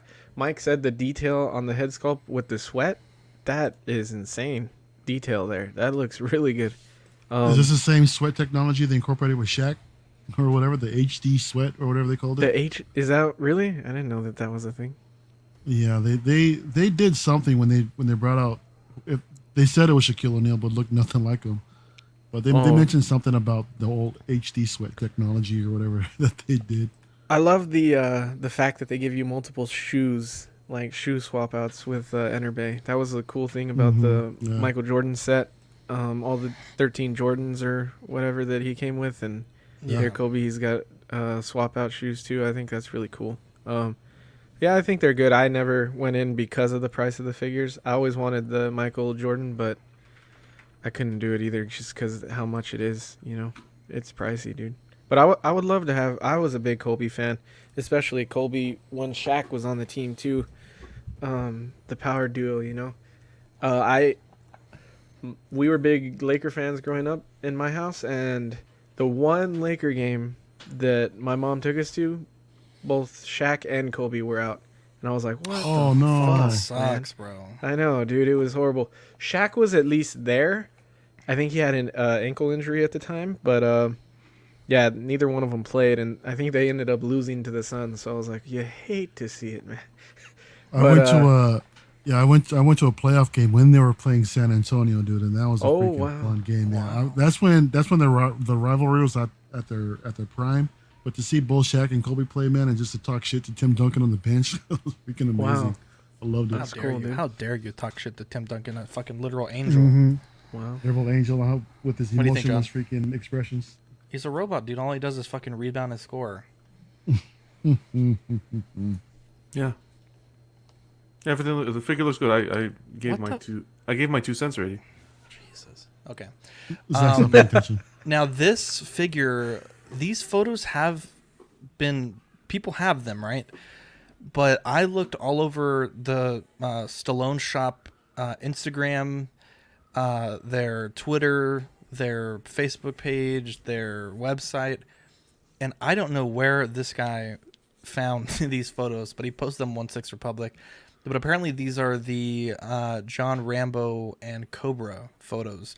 We talked about them a few weeks ago that maybe this project was potentially being canceled because, you know, he had still had the 301s on the website. But it looks like they're going through with it. And one thing that's really interesting is you see there, the center picture is the clamshell. So I imagine they're really, really a lot further along with this than any of us thought. I think the denim looks really good on both of these. It's weird because anytime I've ever seen denim on like a 6 scale figure, it always looks too thick. But this denim, the material thickness looks almost perfect. Both head sculpts I think look really good, and I think it's great that that he's taking a hold of his brand and kind of making the figures that he wants. Whether or not they're going to be great, who knows? But I got a lot of respect for this. There's no pricing. Like literally, if you look on the internet, like there's almost nothing about these. Even reverse searching these images, I couldn't find the originals. So I apologize that they're slightly in poor quality. But Dean, what do you think about this? Do you think more actors should start taking control of their brand and releasing stuff on their own? That'd be cool. I honestly, I don't know about all that. I mean, it would be cool, but then we'd get like random figures of all kinds of shit no one's asking for. But I think Sylvester Stallone's one of those movie actors that just has so many like cool characters that like this makes sense, right? Like, if Arnold did it again, that would make sense. Bruce Willis, that would make sense. Someone like, I don't know, Leo DiCaprio, like, I don't know if his characters are worth getting figures over, but he's got some good ones. But I think this is a super smart move for Sylvester Stallone because no one's doing him any fucking favors in the third party market. Those figures are terrible. These look fantastic. It's like, who's making them? Like, it's got to be somebody, right? Like, yeah. Like I said, I think this was the show I spent the most time researching because, like, literally some random guy was like, "Oh, hey, check out these photos," and everyone's like, "Wait, what? Where'd you get these?" Like, I think what may have happened is they were posted and then the guy posted them the next day because Instagram has that story thing where they kind of like delete themselves. I couldn't find it, but there's nothing on like his social media of who's making these. Yeah, I mean, they had to have, like, license it out or something because Like to just have like Sylvester Stallone, like, oh, we're gonna make toys now, seems odd. It's like, oh, let's go to. I mean, who has the Rambo license? 3-0. So maybe it's like, oh, let's go to 3-0 and have them make it for us under our own license. Or It may depend though, because like movie by movie, because I think these are the First Blood ones. But actually, didn't they just announce First Blood by 3-0? I don't know. Yeah, they did. It's such a weird like release. Yeah, it's definitely odd. It's cool. Like I said, these look fantastic. Fucking Marion Cobretti is his name over here. Cobra. Obviously the Rambo. I'm excited to see where it goes from here because like these look fantastic. I think Cobra. I mean, he kind of need his car, but I don't see that ever happening. But I think it looks cool. Maybe Mario. Oh yeah, nah. Sorry, I was distracted with something else. Got something going on. I gotta leave in a minute. But no, this is crazy. This is completely out of left field. I mean, so late in his career that he's releasing his own figures, even though that 3-0 does have a license for it. But I mean, I guess they look alright. I mean, I think 3-0 is doing a better job, but I'm not much of a fan of these characters in general. Never really was, but how dare you? Yeah, I'm just like whatever. To be honest, I'm sorry, y'all. But guys, I gotta head out. So yeah, I'll catch everybody later. All right, buddy. Be good. Right. Thanks for joining, Mario. Later, man. It was good while it lasted. Wow, you hate to see it. I like that he's doing his own thing. I'm hoping that because he's doing his own thing, we'll get smaller, like maybe less popular movies of him. Like I don't know how popular Oscar and Over the Top are, but I love those movies, and I would like to see figures from those. So that would be really cool if he did them. I agree that with Mario that. What's the one on the left from Dean? I know Cobra, but what's the other one? That's Rambo. Oh, that's Rambo. Yeah. That head sculpt is rough. It's like when he first comes into town, I think. Oh, okay. Yeah, I don't know about that. The 3-0 definitely looks better, but yeah, it's interesting to see. I think Jason Statham would be another actor that would be cool to see him get like the rights to his own. Doing his own figures or start doing his own figures. That would be really cool. He has a bunch of iconic stuff. It's cool. It's cool to see him kind of taking on this project. I have the Hot Toys Expendables version of him, and I think that was executed well. So I'm kind of excited to see how these turn out, and I also want to see what their the edition size is going to be on these. Is he going to do them super limited? What's is going to be an open edition size made to order? John, let me ask you this, because you don't buy third-party figures. Well, I wouldn't consider him a third. Oh, yeah, no, I don't. In general, no. So let's just say you really wanted a Rambo. Would you consider buying this, or would you do like a 3-0? I haven't seen the 3-0 ones. I don't remember. They look pretty good. Do they look good? I'm just saying, it's like, because it's not. I mean, it's kind of like It's I guess it's. I mean, it's his. It's his brand. It's tough. Yeah. Right. So it's not really third party, but it's also not like a name brand. Yeah. Thing. I get what you're saying. Yeah. So how would you? Well, maybe it's not navigate that. Maybe it's not name brand right now. Maybe this is his entry point. Maybe he's gonna do a whole. Maybe this is the entry point to the $1 million figure. You never know. You never know. No, but seriously, this could be his entry point where he's kind of testing the market, see how they sell, and he can do a whole line, Rocky, this and that. Yeah, that's what I was saying. He's got so many great characters. Like he's one of those actors that just has a really great resume. I just feel like the portraits need some work, but the rest of the body and the tailoring of the outfits look really like this.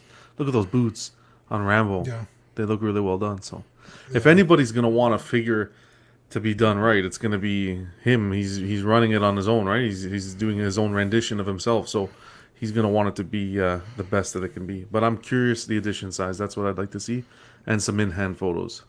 Yeah. The thing that is just so wild is that like I mean, he has the accessories, he has the box. Like, I mean, I guess if he's making them, it's like, how much approval does he need? It's like, fucking make the figure. But it might go into them being somewhat limited, right? Like, if he's making, 300, whatever. Like, I imagine he's not making 100,000 off the bat. He's got to have a starting point. And if he's already showing off stuff in boxes without ever opening up a pre-order solicitation, it's either a big gamble on his part or a very limited release. So these are at Sly Stallone shop, allegedly coming soon. So when we get more details, we will share them with you guys. Wincy Studio showed off a David Bowie 180 releasing Q4 2021 to Q1 2022. I think the suit looks great. I love this style of bass that they're doing. We talked about it with the Bob Marley. I think this style of bass is just so incredibly good for a musician style figure. And, I think this is great. A lot of people are saying this isn't the David Bowie they would want. But, I mean, at the end of the day, it's like, how many chances as a 1/6 scale collector are you going to get to buy a David Bowie? Mm-hmm. It's like, you just got to take what you can get. This and Labyrinth, I guess, if it ever came out. Yeah. The Goblin King. Dude, Labyrinth would be amazing. Dude, for sure. Have you seen that statue? Okay, never mind. Yes, the statue. Yes. Yeah. Okay, dude, and I said it last time. More musicians, man. People fucking adore musicians like they're their own child, right? Like, music is something we deal with every day, usually, unless you're fucking weird. Like, so the more musicians, the better. David Bowie, of course, why not? I'm not familiar with this outfit, but I mean, it's David Bowie, right? Like, he's so fucking cool. He's like one of the coolest ever. So I think this is a no-brainer. Pretty fucking solid release. Again, the outfit's a little goofy, but I'm not familiar with it, so I don't know if it's from a specific music video or tour, but I mean, you can't say enough things about David Bowie. Yeah, I agree. It's interesting the figures they're choosing for this line, like the musicians they're choosing and their looks. It's very interesting to see what they're going with, because they kind of went out of the box with David Bowie. Not to say that he's not huge, like you're saying, Dean. He's an icon, but it's just an interesting way they're doing it. And I agree. I'd rather have a Jareth, but that's not like that's David Bowie the actor, not the musician. So right, that's a different thing. So this David Bowie is from the Modern Love concert, apparently. Oh, okay. I didn't even know David Bowie played the saxophone. Thank you, single songwriter. Thank you. I didn't know that was a thing. David Bowie is a man of many talents. Oh, okay. But it looks really cool. It's funny because I want more musicians, but I have not supported any of these figures, so I need to get in there and at least get one of them. I probably wouldn't get this one, but maybe Bob Marley or I've wanted the Freddie Mercury for a long time, and I haven't picked that one up yet, but it's cool. Mm-hmm. What do you think, John? I think 180, the price point's where it should be. It's a nice looking figure. The portraits are, I don't think they're 100%, but they're close enough. From all my years of course, expertise and my keen eye, I can tell you right now that there's no diecast in this release. That saxophone is as plastic as it gets. Wow, you heard it here first, America. Plastic on the Bowie saxophone. And mic. Wow. But yeah, no, it looks good. It is what it is. Yeah. Up next, the Weta Gandalf mini statue. This is $100, releasing March 2022. This is in the same line as the homeless Gandalf that you guys love to see, and I have to say, this is pretty tempting. These are like unscaled. I think it's probably closer to like a 1/10, 1/9 scale Gandalf, but for $100, this is looking pretty good. What do you think? You love to see it. You love to see it. I think. Well, pull the picture. Oh, well, hang on. I gotta. Yeah, you're fine. Real quick. I think that pose was great. I think some of the other ones that we've seen have been kind of like weird. That pose was cool. Very stoic, very powerful, very Gandalf. You know, like when you think of Gandalf, you think of like this pillar of strength. So I think that was great. I think it looked fantastic. Was that like just a render? It didn't look like a real thing. No, that was a real statue. Was it really? Wow. Either way, I mean, they're excited to see pre-order photos. Yeah, sorry, I'm pulling it up. Give me a second. Just carry on. Yeah, I really need a Gandalf in my collection, so I'd rather have a figure than a statue, especially it's so small. But I mean, I think it looked great. Yeah, it's cool to see them going back and doing some of these things. This is like a reissue or like revisit, right, Zach? No, this is a new statue. Okay. The only other one they had in this line was the one that was sitting down with the pipe. Yeah. They've made some 1/6 scale Gandalfs like this, but not this exact portrait or like a sculpture. Yeah. Well, it's cool. It's cool either way to see them like doing some more Lord of the Rings stuff. Because I saw this come out and I didn't know the scale yet, and I saw the Gimli and I was like, oh shit, if that's 1/6, I might buy it. And then I saw that Gimli's like 5.5 inches or so. Yeah, the Gandalf I think is like 7.5, 8 inches tall, so he's not very tall. Yeah, I mean, you know, like we always say, like, you know, Zach has them on his desk and they're cool for that. But like Dean says, like if it's going to be the only Gandalf in your collection, that's probably not what you're going to want to do. But I think it's still cool. The detail for how small this is insane. So looks really good on the texturing and stuff. John, what do you think? Yeah, I think exactly to your point. I think this displayed with, let's say, the Gimli on a small shelf on a desk, perfect. It's like what Iron Studios is doing with the 1/10 line. You're building the smaller scale and making a nice display with it. For $100, that pose, the texturing on the outfit, same with the Gimli on the beard and on the statue overall, I think it was executed very well. And at that price point, I don't think you can go wrong. Yeah, the one concern I have, so Gimli I think is like 5.5 inches and Gandalf is a little over 7. I got to relook at the film to make sure that scale's right. But if this is something where they're going to release the full Fellowship in this sort of scale, you know, $100 a pop, it's not bad, especially with this detail and level of paint. I mean, this could definitely be a thing. Because I mean, we talked about it. You're on mute, Dean. We talked about it a few weeks ago, but the Smog that they just released, I mean, it's $150 because I think it's in the same mini statue line, but it's slightly bigger.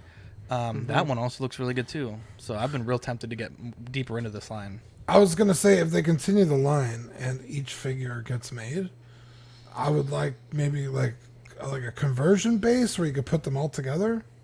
Oh, that'd be cool. That'd be cool. Because I mean, if each one's on a round base, they're gonna be so spread apart on like a display. It might look odd. That's a great point.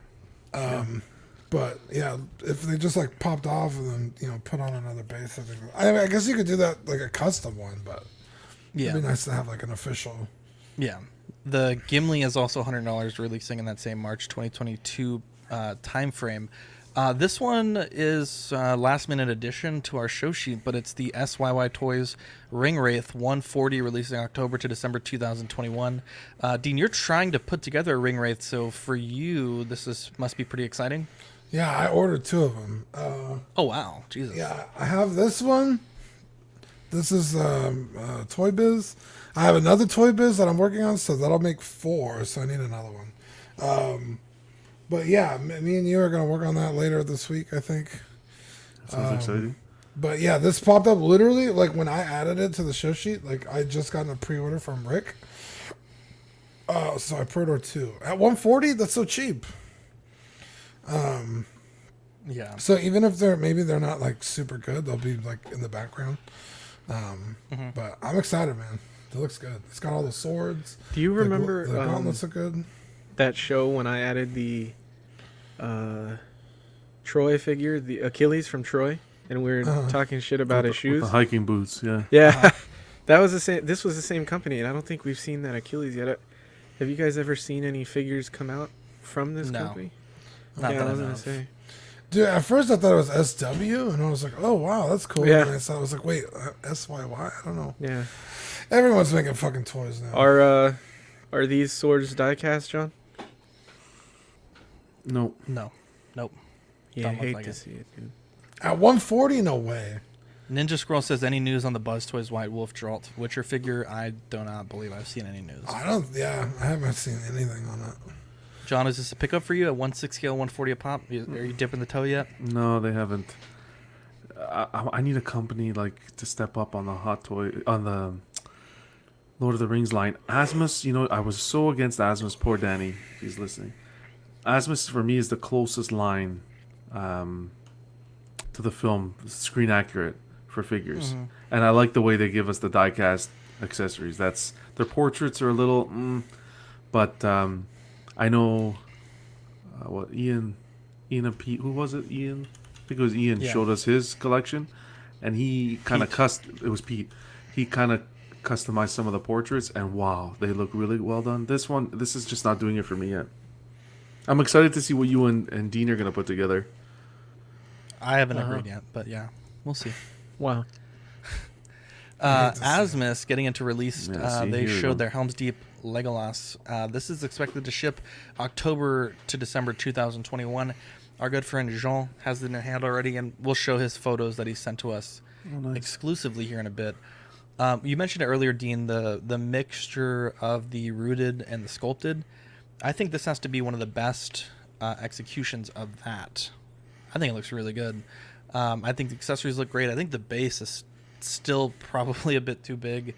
Not necessarily in terms of the scale, but like in a DTOF, you're not going to want, too many of these big Helm's Deep bases, especially if you get Aragorn as well. These are the pictures that Juan took for us, and I mean, I think this portrait looks really good. A lot of people were saying the head is probably too far up, but I think he has it looking up a little bit. I think if you kind of put it in a more neutral pose, I think it'll look really good. And look at that transition between the sculpted and the rooted. I think that looks about as good as you would, you could make it look without going full rooted or full sculpted. So, big shout out to him for taking these photos. There's a look at there at one of the daggers, and then the great Asmsus paint and weatherwork there on the sword and the scabbard. This is looking really good. And then another shot of the bow. So big shout out to Third Party Reviews for getting us these photos early. I think he just got the figure last night. I think he's going to review it and then sell it off. But he wanted to shoot some photos for our show tonight. Awesome. So dude, I want a Legolas so bad. I would get this one. I wouldn't go sideshow like you were thinking, bro. This thing just looks too good. I was thinking like upgrade the body and whatever, but yeah, I might just fucking do this. Is this a pickup for you, Eddie? I don't like anything about the way this looks, so I'm in the... Really? No, I think it looks horrible. Yeah. I mean, the accessories Why? are always cool with Asmsus, like, die-cast weaponry and stuff. And I like the base. I think it's a cool touch. I know that, like, you're right, a lot of people can't display it if they have DTOFs and stuff, but head sculpt is horrible, and I'm with Dean. Wow. I hate the mix of sculpted and rooted. I don't think it looks good ever. Oh wow. So I'm shocked. I'm opposite. I thought this would be an instant pickup for you. I really want Lord of the Rings stuff, but no one can make them that's either really good and not like $1,000 or really cheap and shitty like this. So meet me in the middle somewhere. Cheap and shitty. I'm with Zach on this one with the hair, the transition and so forth. I think was executed well.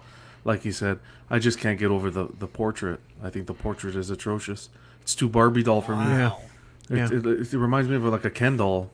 Wow. But from the neck down, the buckles and the way if you look on the shoulder, it almost looks like a suede or leather. The paneling there. I think the suit and the tailoring and the accessories were executed perfectly, as well as from rooted to sculpted. I really like that. But that portrait, I can't get over that portrait. I can't believe it. I'm sorry. That's wild. I think this is so fucking good. But that's just my opinion. I think once you futz the hair and get it over the shoulders, Yeah, I like know. you have in the Maybe background that's there, the think it'll key look with better. Lord of the Rings stuff is you buy it, you send it to Zach, and then you get it in hand, and he'll fix it up for you. Hot Toys also released Venom. This one, it looks so good. Oh my god! But I just can't buy this. Like, I know that this is gonna have so many problems. Like in 3 months. This is I can't commit to this, and I want to so bad. Like, it looks incredible. Yeah, it does. But we'll get into it after the break. Longevity. I just don't think that if you get this figure and you're doing literally any of these poses, that it's gonna hold up like more than a month. Yeah. I don't know. I think you got to go museum pose for this one. What do you think, Dean? Yeah, I think it looks fantastic. I think you're 100% right. Something's going to give somewhere. I mean, even their Hot Toys Wonder Woman in a month was splitting. This is definitely... I don't know why they didn't just give you... This is a different kind of rubber, though, right? They say that like every time, and it's still breaks, This is like bro. This is like the Thanos arms. Those things were breaking too, bro. That's why they gave you an arm that was sculpted. Yeah, exactly. That's what I was about to say. They should have given you like alternate arms. Doug Collector says there's people that are already having damages on those. I mean, this is just not a... It's not. It's... Yeah, you should expect to just keep it in a static pose. I was talking with Whale Foxification on his stream the other night, and we were thinking by the time this comes out, the second movie is going to be out, and either we're going to get a better version of this figure for that movie, or you're finally going to get the spider on the chest, right? Because, Venom's classic look. Mm-hmm. I think maybe somehow at the end of the movie we're going to see it. So we'll be able to get that version of the figure, and it's like, do you really want this when you could wait for that? I mean, I think you'll know in 2 weeks when the movie comes out. Exactly. So it's like, if you got this coming and that happens, it's gonna be fucking Best Garmando all over again. It's like, I just fucking got this, and now the better version is just around the corner. Yeah, but I guess it really depends on what people want, though, right? It's fucking Venom, dude. The fact that he doesn't have the thing on the chest is like a travesty. I mean, it doesn't bug me that much. It's supposed to be a realistic take on Venom. I don't think they're going to put a big ass fucking spider. A realistic take on an alien from space that could shapeshift? Yes. Not putting a big fucking Earth spider on his chest, Dean. But he got that from Spider-Man. I don't know, man. I haven't read the comics. Yeah, I don't think we're going to see the suit. I don't think you're going to see the suit with the spider logo. Yeah, I don't. I mean, fucking not because it's Marvel has stupid, a track record of not giving us what we want to see. The symbiote has to go to Spider-Man and then go back to him. You think we're gonna see that happen in this movie? I think we could. With everything fucking happening, what are you talking about? That's not gonna happen. Is Tom Holland in That's Venom a too? stretch. That's a far fucking stretch. It's a fucking Bikram yoga stretch, bro. They keep that shit under wraps all the time.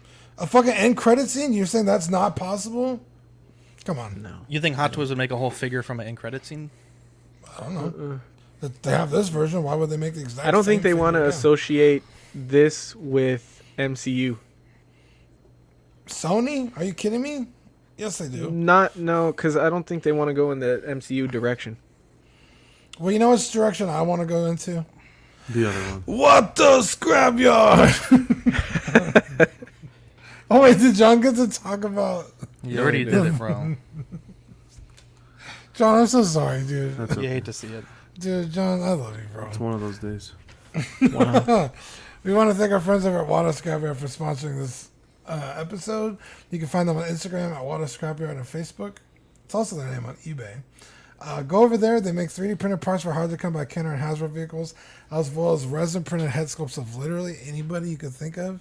You can make one of your mama. If you don't see a figure head that you want, if you have some crazy thing that you want to get done and you don't see it, just send him a message. He'll get a design, printed, and shipped right to your door for a really good price. Hit up Waters. Yeah, we also want to thank 16 Corner. Their mission is to provide the best figures and collectibles to their customers. They offer great prices, great packaging, fast shipping, and best in the business customer service. You choose your figures, pay safely with PayPal, and leave the rest to them. Bunch of angels. Sideshow released a statement after our last show, and we'll read it. This is about their General Grievous. By now, you have received your General Grievous 6-scale figure, and sadly, this item is not met with either our high standards or the quality expectations that you should expect from Sideshow. In short, we failed you. We apologize, and we want to make it right. To start, we'll be adding $10 in Sideshow rewards to your account simply for having to deal with this unexpected issue. and to thank you again for being a customer, a fan, and fellow collector. Secondly, for those experiencing issues with loose arms and restricted posability, we have identified and corrected the issue. New primary joints will be automatically shipped to you free of charge. The estimated arrival for these are 4 to 6 weeks.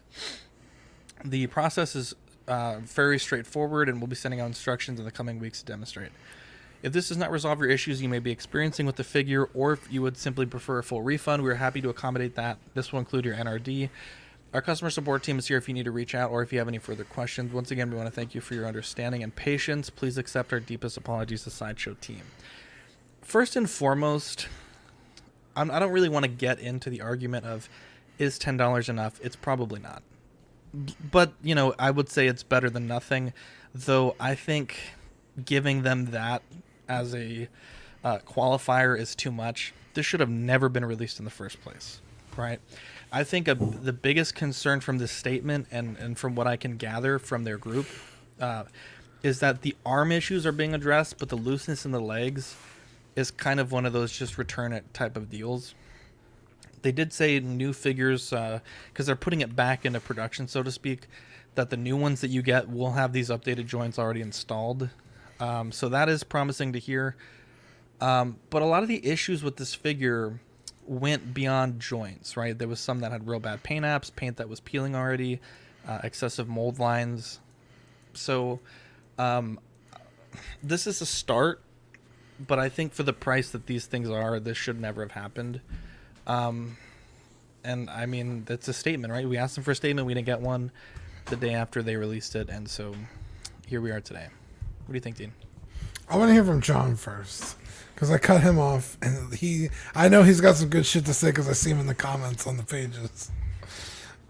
I just think it's a little too late. Okay, that's fine. They're taking the initiative now, and they're doing it, but don't come out now with a statement and say, here's $10, and you should have did it from the beginning. End of story.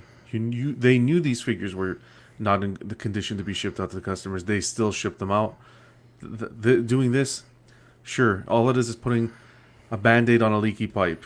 They're I don't know. For me, I buy a figure, it comes into my possession. The way I've seen some of these Grievous with the issues, I can't put them on my shelf because mentally I'll go haywire. So yeah, that's fine.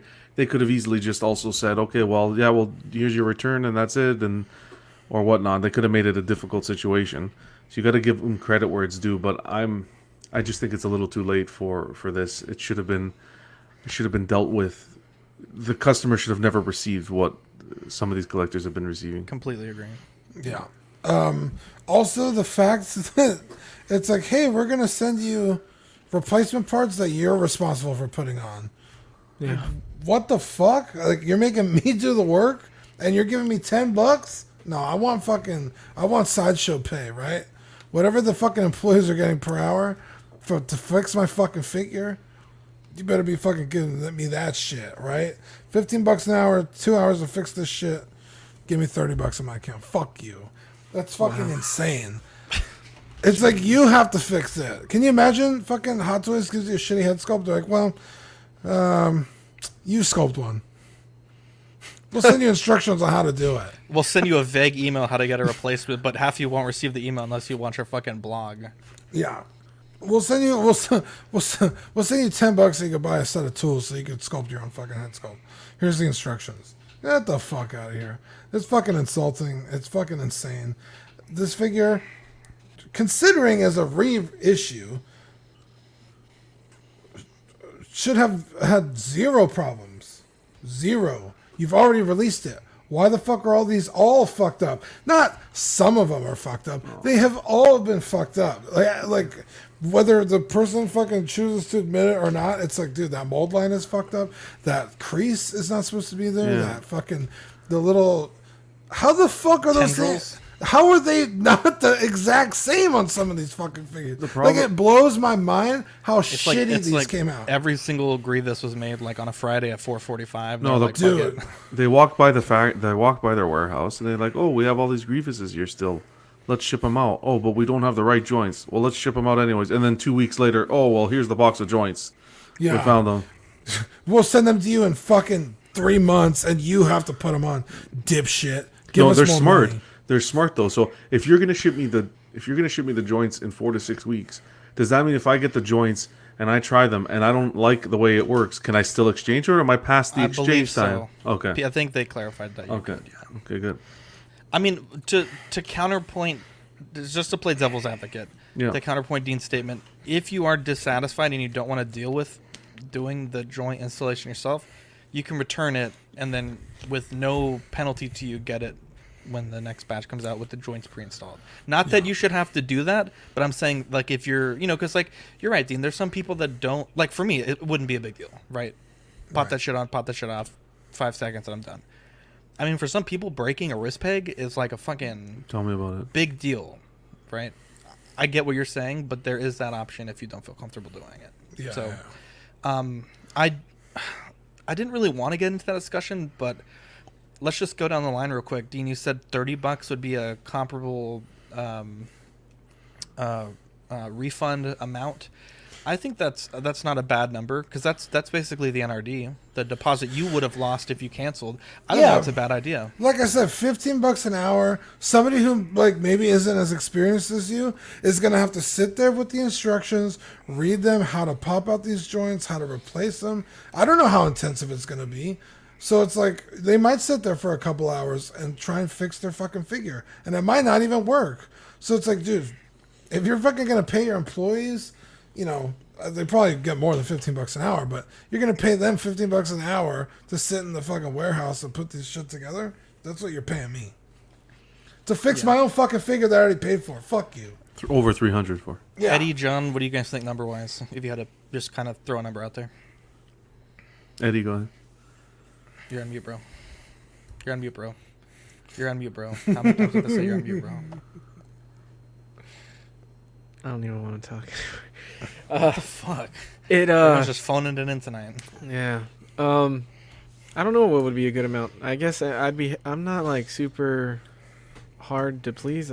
Anything.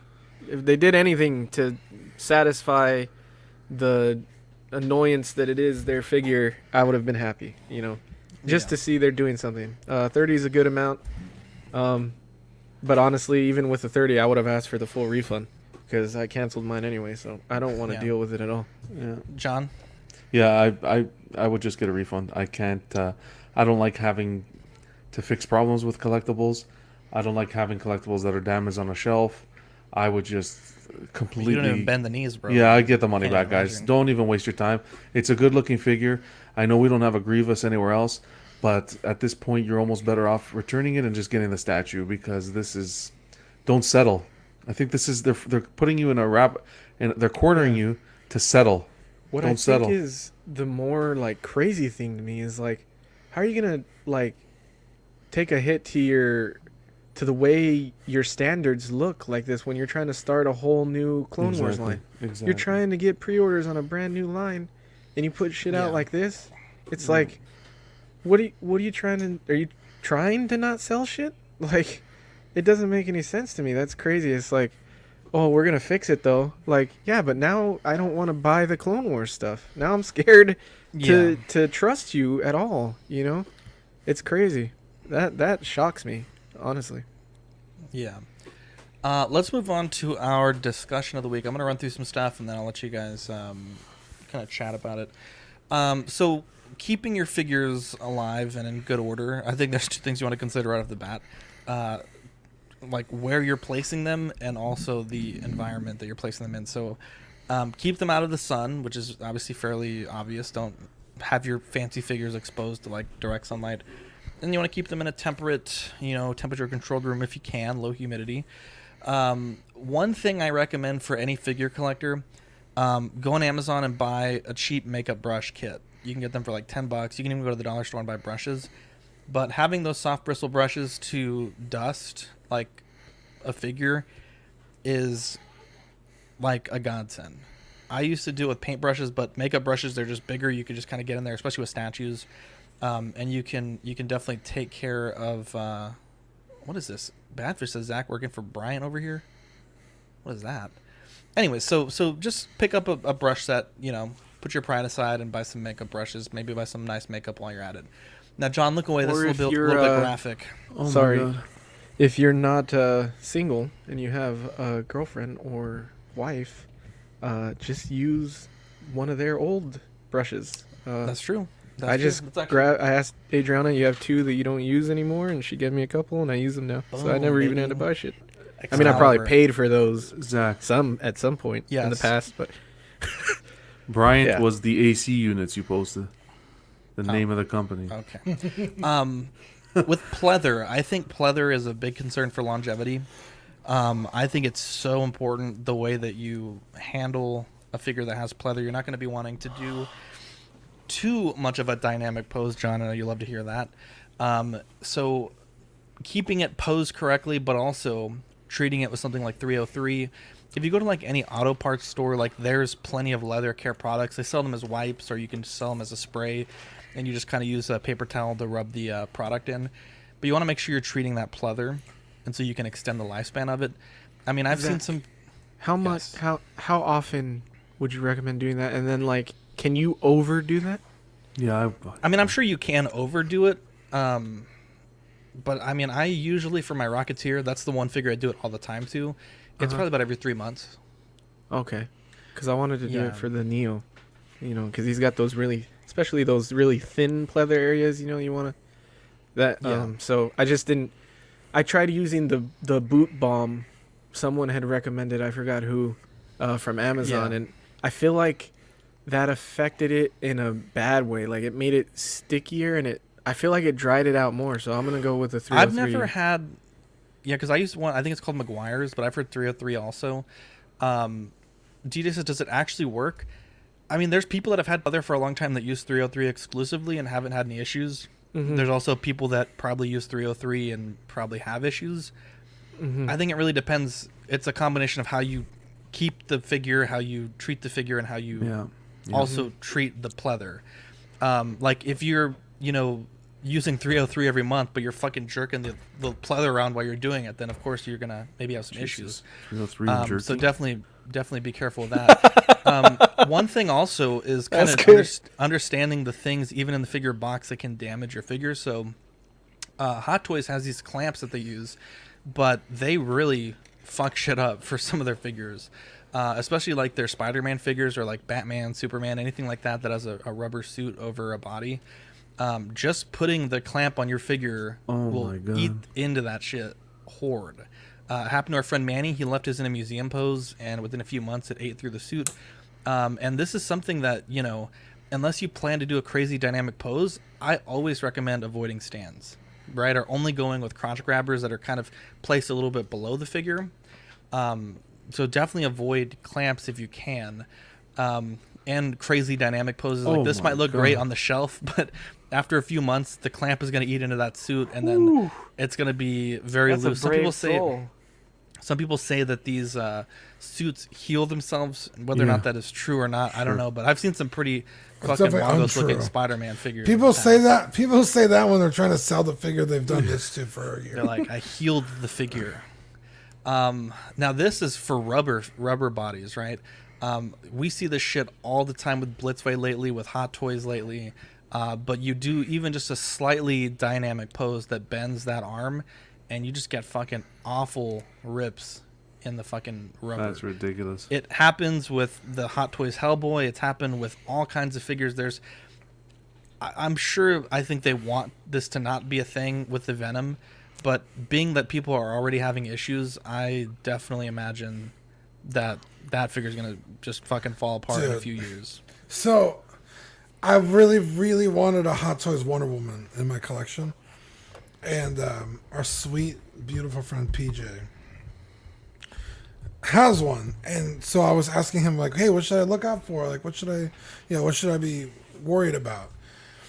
So I find a pretty decent deal on one, and I messaged PJ about it, and he's like, ask about the elbows, the shoulder blades, the neck.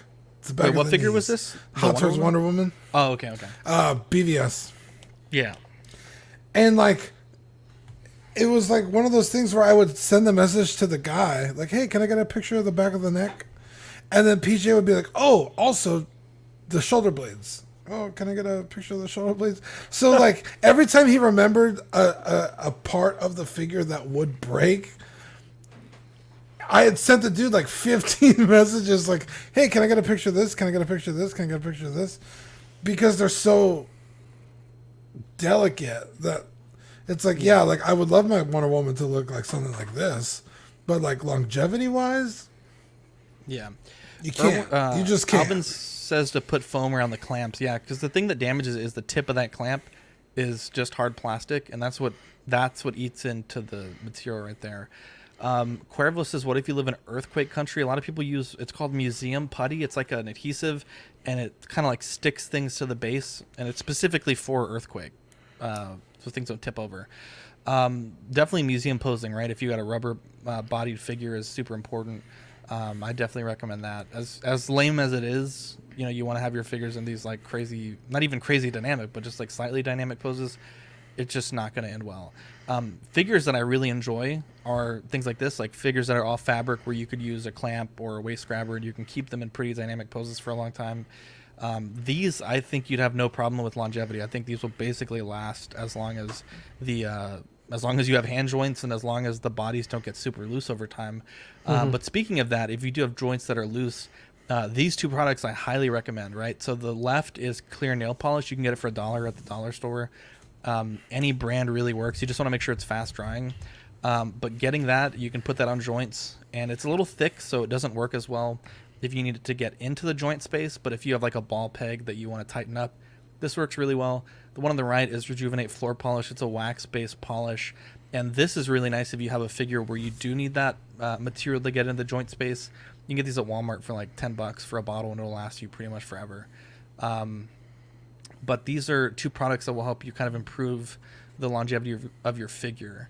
But as far as time goes, Dean, what do you think? Like if a figure has pleather or a figure has rubber, or just like a figure that doesn't have any of those things, how long do you think? How long would you expect under good conditions for these things to last? Without rubber and stuff?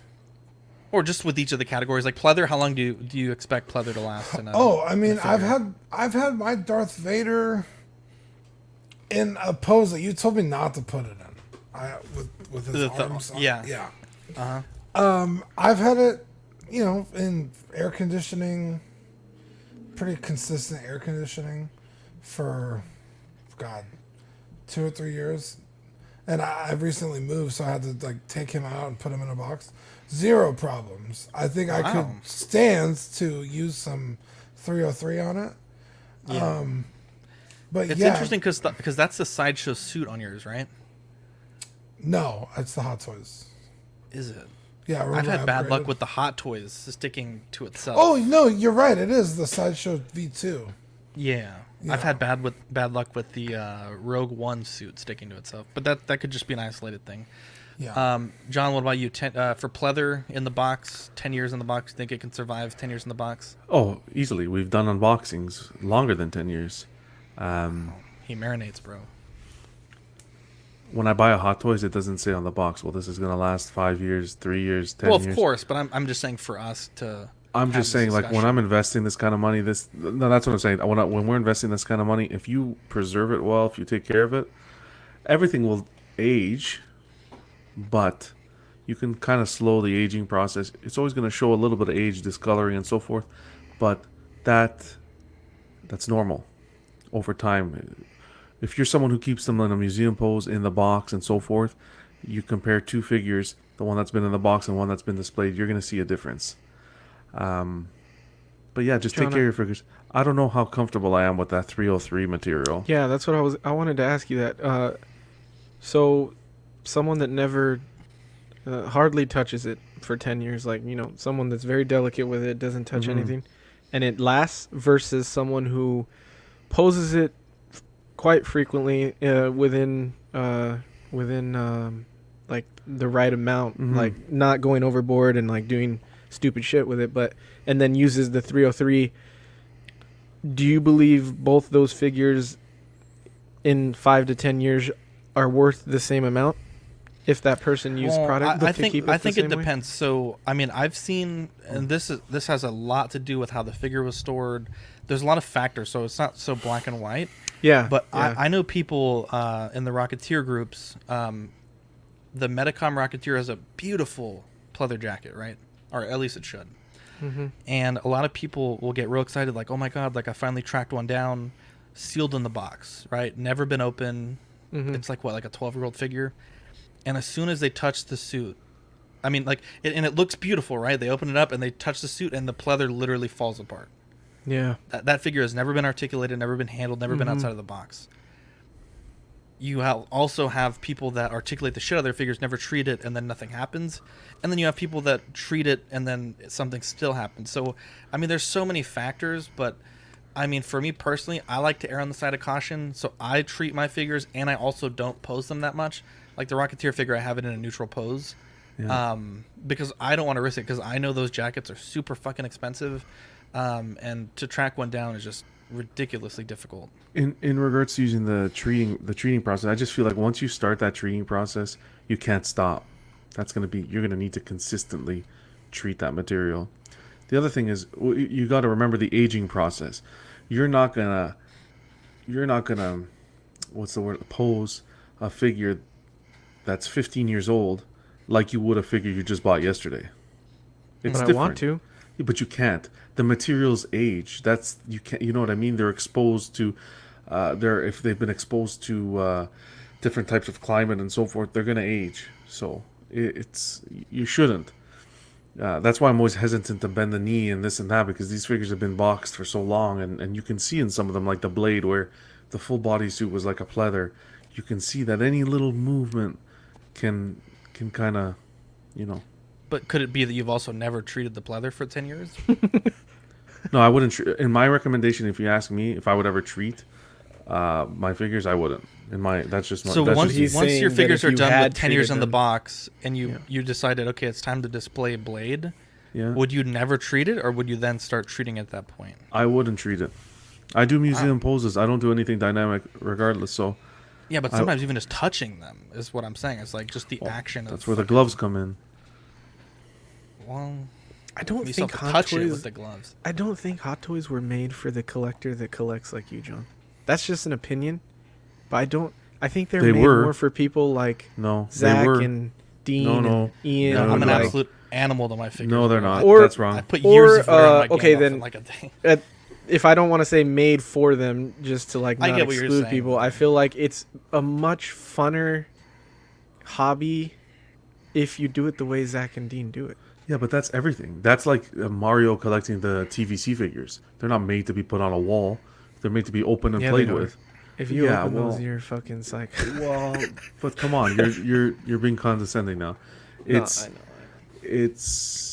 That's the new Hot Toys, where it's everything's reissued, everything's this, everything's that. Buddy, one thing I do. You're not dropping. Is, hold on 1 second, Zach. You're not dropping $400 on a figure to be playing with it like you're playing with a Hasbro figure. You know what I mean? I'm dumb then, because I do. Yeah. I fucking I bend the knee as far as it'll go. Like that Neo figure behind you is making me nervous, man. He's I know, down, dude. I love doing that. That's the coolest thing about Hot Toys. That you can when you get a fucking sick pose, dude, it's nothing better. Dude. He can get a sick pose without destroying. I mean, you're right. When you had that Commissioner Gordon and we were giving you a fucking round of applause, you got the 10 out of 10. Oh, yeah. Tell me that felt kind good. Yeah, I felt good. It felt good. But that's also a figure that can do that. Yeah. I'm That's with John. true. There are That's some true. figures you just can't. Yeah, You I would couldn't- never do you're half right. the shit I see motherfuckers doing with their Rocketeer. Them motherfuckers are posing this arm up and shit, dude. Hell no, dude. Are you kidding Yeah, me? like anything with Homecoming Spider-Man or the tech suit. I love that Absolutely suit, not. right? Like that's literally like my ideal Spider-Man. But I can't make this pose with that. I'll ruin it. In an afternoon, that figure will be ruined. Whether it be it stretches out and never goes back the same, whether it creases and gets like a mold line or whatever, I'll ruin it. But this figure, all day, all night, the homemade suit, because it's all cloth. Yeah. So I'm with John and also not with John. Like I can see his arguments. What I'm saying. I can see them. I 100% see it. I just think that he needs to expand his horizon. Yes. For Six rubber, scale, yes. let's just talk about Venom and then we'll move on. For Venom, I mean, how long do you think that figure is going to last? Like an average collector before they start having issues. An Museum average pose or collector? not? I'm talking someone that's going to pose it just a little bit. Someone like I'm me. saying like in a year, good climate, tops. in a good keeping it in the AC and a year is what I'm thinking. Wow. Yeah, about a year. No, you can. If they kept his elbow at like full tilt, probably A week, a fucking 3 days maybe. Why do you guys say 2 that? months. Because we've seen We've seen it time and time again. Well, no, if you're posing the arms, forget about it. You can That's what I'm forget saying. it. that's what we're saying. If you have it full tilt, Yeah. the full maybe Monty, 6 months. If you keep it at a straight pose with like a museum pose, it's just like the Hulk. It's just like anything else. Zach, go back to the Keanu figure. Look at that.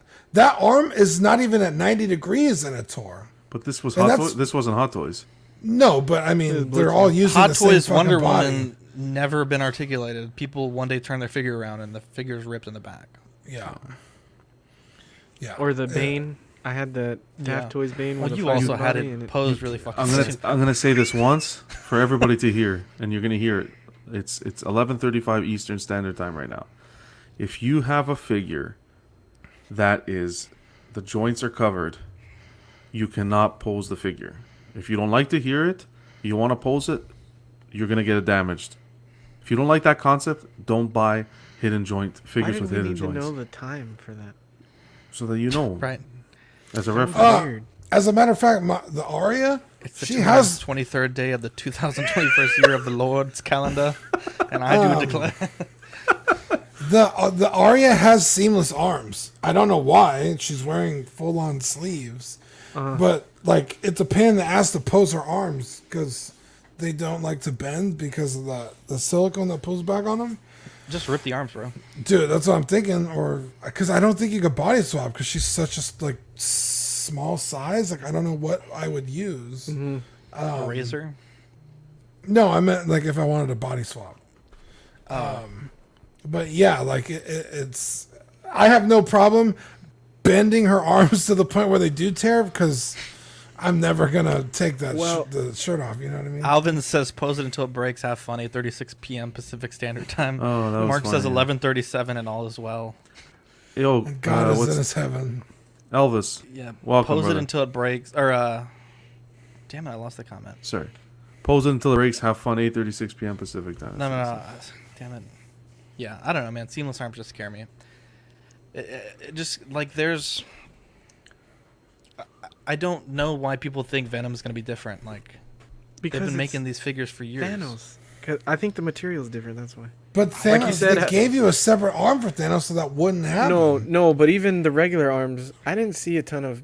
I mean, you would have to like really Eddie, do you have bend this that figure arm in to order? break. That what Venom? Yeah. No, but I want it. Oh. Hold I on. want it. I was like, it sounds really like you're want trying it. to convince yourself, not. Oh, to get it? No, it sounds like you're trying to convince yourself that it's not going to tear. I don't. Yeah, I am. I don't think it's gonna tear though. Put It it will Not the tear. way It will like the tear. other ones that you're 2 talking. weeks. Not, It not will like tear. Wonder Woman and No. Hellboy and. What do you think is different Blitzway. about the material? It's though? thicker. It's a thicker. It's not really. That's almost worse. rubber. It's not like the Fison material rubber. It's like an overlay. It's I want different- nothing more than to be wrong on this because I really want the Venom figure. But the fact that people already are having issues a week after, I mean, come on. That's a That shit's museum scary, figure. bro. That shit's fucking scary. You want a Venom? Plus the arms don't even bend. Like I don't even think his arms bend a full 90. The knees are the like. Be careful with the knees, but the arms like they go like 75. at Look what most. Cuervo said. Only time will tell. That's a good sentence. Depends on what time zone you're in. Yeah, that's true. If it's fucking Central Standard, you might not. Jeez Louise. At the end of the day, guys, keep your figures in the box or do a museum No. pose. That's it. No, You can do such a beautiful pose in a museum pose. don't Keep live your in black fingers and in the white. box. Put a little color in your collection. Okay. You know? Well, then when you guys all in 20 years, when your figures are all deteriorated, and I do another unboxing series. Yeah, but we will have enjoyed our figures. Yeah, you'll for have that whole enjoyed. 20 years. You know that saying when they're like, what's that saying when it's like a life well lived or whatever? Like someone who just fucking stays in their house all the time and dies at 100, or someone who actually goes out and they're adventurous and maybe they die a little earlier, but at least they enjoyed their life. That's the difference, John. You're saying I stay in my house all day? Yes. How dare you? No, you're missing the point, dude. The point here is these are high-end collectibles for $300 to $400 a pop. You want to display stuff and get intricate poses? Head over to your Walmart and get some jointed figures. Hey man, that Marvel Legends is fucking great. Like, guys, come on, guys. That This Marvel is like, Legend is dope. It's really dope. There's a theory that this Venom was pushed into a quicker production because Venom 2 is coming out and they want to get that second one out. obviously, I it's love all that money. theory. This Venom, in my opinion, it doesn't even look good. That's just my opinion, but I like the mouth. Danny brought up a good point earlier. He said the mouth and the teeth looked good, the tongue and everything, but the figure overall, eh. The way the pelvic area where you can see the leg joints and all that, it just looks off. It just looks off to me.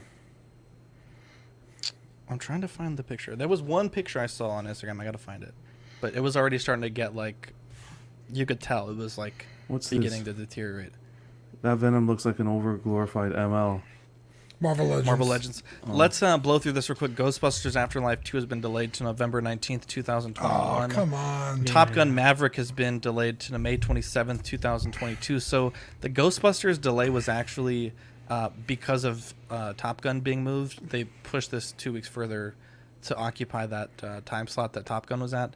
OG Fan says these are toys, play with them and fun, or But they're not toys, that's the problem. Danny says, should you disclose in the name, 303? hot toys. No. Danny says, should you disclose 303 if you put 303 on a figure? That's what I was saying. That's an interesting question. I mean, it doesn't. I don't think it hurts the figure. Yeah, but then if I mean, Eddie, have you disclosed everything ever with a figure you've sold? You don't want to know. That's better that I don't disclose. Yeah. I mean, I don't know. You have to disclose everything. I mean, if you have to disclose I think. Sorry, go ahead. Go ahead, John. No, go ahead. I was just gonna say, I think you have to disclose it because if you start to use these chemicals, is it something you're gonna have to use consistently afterwards, or if you just stop? I don't know why you think that's a thing. I don't think that's a thing. Because I picture of it like a couch. If you buy a couch that needs consistent leather care or pleather care, I feel like if you stop, it starts to crack even worse. You're not wrong. Yeah, I see what you're saying. Like a lot of people use that black tire shine on their tires. Mm-hmm. Once you start doing that, you really do have to keep going because the sun will cook that exactly and start dry rotting your tires real fast. So like, yes and no. I think in the terms of like the tires, yeah, they're out in the sun all the time, but in terms of a figure on a shelf where it's in like really good conditions, like ideal conditions, maybe not so much. But that you do run the risk. Like, I see what you're saying. Mm-hmm. I mean, I don't know. I feel like you could be too transparent when you're selling a figure. That's true. Like, I watch porn in front of this. Yeah, Jesus. Like, why would you need to tell someone that? John, can you read the synopsis for The Matrix for me, please? Yeah, of course. We have Big Friend says you hate to see it. Sorry. Neo. So Neo believes that Morpheus, an elusive figure considered to be the most dangerous man alive, can answer his question, what is the Matrix? Neo is contacted by Trinity, a beautiful stranger who leads him into an underworld where he meets Morpheus. They fight a brutal battle for their lives against a cadre of viciously intelligent secret agents. It is a truth that could cost Neo something more precious than his life. I will be honest. For some reason, a part of me was like not looking forward to watching this movie. I don't know why, but I'm glad that Eddie picked this movie. Thank you. This is a movie that I don't want to say defined like a generation of cinema, but like when we were kids, at least when I was a kid, this movie was like had just come out, And I remember like loving the movie. I remember playing the video games. I remember watching like the second one, the third one, Animatrix. Mm-hmm. I mean, I remember just being enthralled with this franchise. Not only that, but like just as a cultural phenomenon, like the memes that still exist today from this movie are great. I mean, we even play this clip all the time. Not like this. Not like this. And like, not what only if I that, told you? but I mean the phrase like "do the Matrix," like that's in rap songs and fucking like that was like a playground phrase, right? Mm-hmm. This is a great movie, and I think because I think the last time I saw it was maybe like ninth grade, so it's been a very long time. I think being able to revisit it as an adult and kind of have a better understanding of the things that are going on in the movie, I think it was kind of nice to come back to, and I kind of want to watch it again because I was kind of like watching it real quick before the show started, and there's some scenes I want to dig back into, but it's definitely a great movie, and I think it's a shame that Hot Toys really only did Neo from this movie. I know there's a third-party Trinity out there, and I believe there's also a third-party Morpheus. Yeah. But the fact that first party only touched Neo, I think, is a travesty for how important they are in this movie. Missed opportunity. Yeah. What do you think, Dean? This movie is so fucking cool. It's not even funny. The music, the style, the music, everything about this movie is so like amazing. I looked at the soundtrack after watching it because I didn't realize, dude, Rob Zombie, Rage Against the Machine. Dude, bangers. Crazy soundtrack.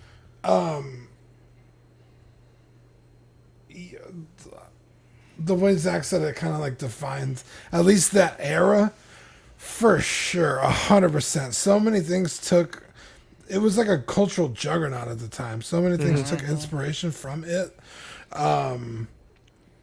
Even like if you watch like the scary movies, like entire chunks of that film were rip-offs of these films. Sorry, Jimmy. Yeah, no, it's okay. Just man, I know I always say like, oh, I can't say enough good things about it, but like for real, like this movie just like I remember when it first came out, I was definitely too young. But my mom and my brother were like obsessed with it, and they would go to the theater.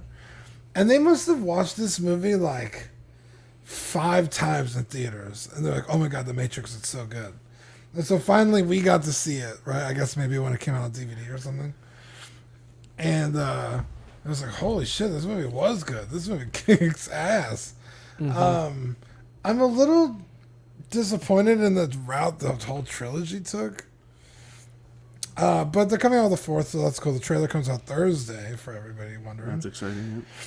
But this movie, like Zach said, there's so many like cool parts to it, and like one of my favorite things, and I say it all the time. Every single time I eat steak, my God, cut like a big cut of it, and I was like, ignorance is bliss, and I'll bite it. And like people will be like, what is that? I'm like, oh, that's from The Matrix. Like, it's one of my favorite scenes because Cypher is such a slimy piece of shit, and he's like, I don't want to remember nothing.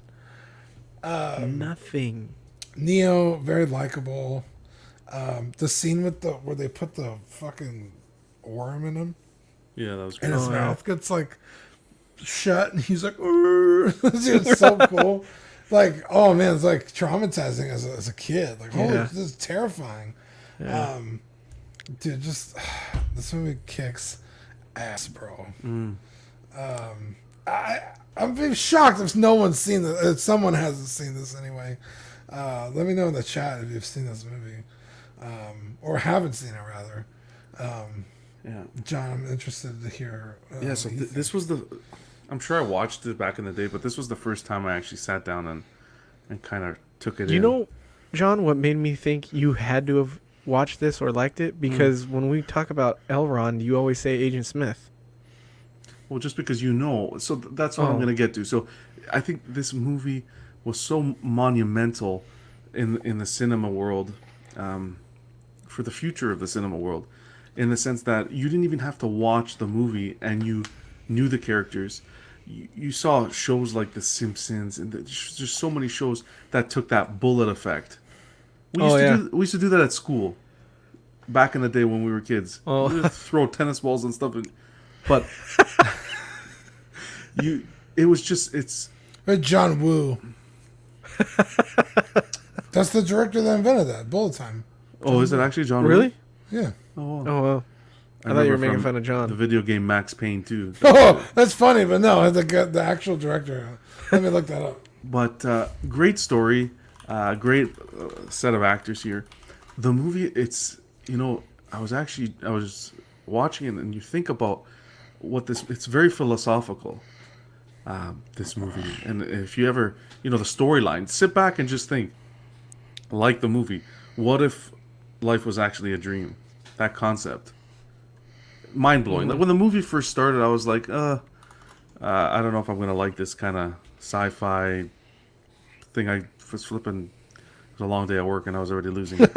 But once you get into the story, and you they start telling the story and everything, it's like, wow. You start thinking, man, did I actually get up and go to work today, or am I in some shell somewhere feeding the robots? No. But just to give you some history before Eddie goes, 8.7 out of 10 IMDb, and it got an 88% on Rotten Tomatoes. So, not bad. Eddie, this was your pick, man. Good pick. Dude, I love The Matrix. I know I talk about Arnold being like one of my all-time favorites, and I love Terminator and stuff, but I think if I really had to pick, Matrix would probably be my favorite movie of all time, just because it's so prominent in my childhood. I know Batman Forever too, but Neo is just my guy. Like, he's the one. He's the one, dude. Like, he's just so cool. And then Lawrence Fishburne is Morpheus, and like vice versa. Like, half the time when I saw him in movies, I'd be like, oh, it's Morpheus. Like, it's just one of those characters, like, you just know him as Morpheus from then on. Like, so, yeah. And Trinity, my God, like, a lot of our first crushes, I think, for me anyway. Like, I was in love with Trinity as a kid. And Cypher, the whole cast is just a really good cast. I was watching it again. I used to love Tank and Dozer. I never really cared for Switch and Apoc's characters. Like, yeah, Switch always like looked creepy to me. She's the one that says "not like this," right? Yeah. I always wanted her to do more. I really was like, man, I wish that character would do more. But yeah, they're kind of like, they're just there, I guess. Yeah, background characters. Meat shields. Wow, Mouse. I loved Mouse. I thought he was hilarious. I think when they're eating breakfast and he's like, "Hey, what'd you think of her? The girl in the red dress." Like, and then they're like, look at this fucking pimp hard at work. Like, he was hilarious, dude. When he dies, fuck it, spoilers. Like, if you haven't seen this, it's like, dude, damn, they got Mouse. What the like, fuck? Fucking Mouse. But dude, everyone fucking dies in that movie. Pretty much. Oh yeah, you're not wrong. It's just awesome, dude. And really, the last 40 minutes of the movie is really where it like kicks into gear. Like, I love the whole movie, but in the last 40 minutes, like, once he decides he's gonna go in there and kick ass, I think that it really like, it's one of those, your hair starts standing up after that. You know, when he gets like killed, you're like, oh my God. Yeah. Like, what the fuck? And then he fucking stands up and he's like looking at the bullet. It's like, holy shit. And then another iconic quote, when he first loads up and he's like, what do you need? He's like, I need guns. Yeah, that was awesome. Lots of guns. That was awesome. Yeah, that's just an amazing quote. Quit trying to hit me and hit me. Yeah, it's just a great movie, dude. I love it. I know Kung Fu. Yeah, and like I said, like, there's things I noticed watching it now that I had never noticed, I guess, as a kid. Like the soundtrack, a lot of great songs on that soundtrack. There's like things in the beginning that I didn't notice. Like, it talks about Cypher giving them up right in the fucking beginning of the opening credits or whatever. I was like, oh shit, I never noticed that as a kid. That it like shows that he's the one who ratted them out, and or was the inside guy. I totally and missed that. It foreshadows it or just tells you? Him and Trinity are talking like before you even see anything. And he's talking about like Neo, and he's like, "Oh, what do you think? Is he the one? Think he's really the one?" Yeah, and it's like that's how they were listening in on that conversation, the agents, and that's how they find out about him. It would be so cool if you can actually connect the way they did and just learn a program. Well, the thing is, like these days you can. It's like not really necessarily a program, but you're like, damn, I don't know how to make this recipe. Boom, YouTube it, and like 2 months later, you know how to do it. We're definitely. Or just like the way that because back then, like it wasn't really like that, but now it's like, oh, I want to learn how to fly an airplane. She wanted to fly watch the a 30-minute helicopter. video, and I'm like, oh. Or another thing I didn't notice. Obviously, as a kid, you don't pay this much attention, but when he's in those pods, that liquid, those are dead people, dude. Yeah. The liquid is dead. Well, yeah, they mention it that they liquefy the dead to feed the living. Yeah. I guess it's just something I didn't pay attention to as a kid. I was like, that's kind of. I guess I didn't understand that scene when he was like born, and he like wakes up and pops out of the pod, and then the robot, the Sentinel or whatever, like goes up to him. Like, what was that all about? And then he like gets into the lake, and then they pick him up with the crane arm. I didn't really understand that scene. That was confusing to me. Like, too, did the Sentinel think he was dead, so they just flushed his pod? But wouldn't they fucking? Yeah, because the Sentinels don't want them to be alive, that's, right? That's a good. So it's like, why did he disconnect him and let him? That confused me too. I guess they figured that nobody would be there to rescue him, and he would just die. They were like flushing him. Like, the lore, so like that, just encapsulates all of the Matrix, like the Animatrix. Leading up to the Matrix Revolutions and Reloaded, like all of it's such a rich world. It's so fantastic, dude. And you just get started with the Matrix, and you're like have all these questions, and now it's nice because you could go back and like find all that information out. But like at the time, it was like, what the fuck is this? It's so cool. Like you had no idea. This is one of the greatest movies ever. The saying that we say, the guy in the chair, isn't that from Matrix 2? No, that's from Spider-Man Homecoming. No, but, Spider-Man Homecoming just Operator is the phrase that they use. No, that would be more like, that'd be like Mission Impossible. Because that's what they call the dude in the chair. No, they call him the operator. No. Oh, they do? Yes, in the second and third one? I don't know about the second and third one, but for sure in this one, Tank is like, hey, I'll be your operator today. And then no, I know in this one, but when you get further into the movies and you see like there's other characters introduced and there's a guy in the chair.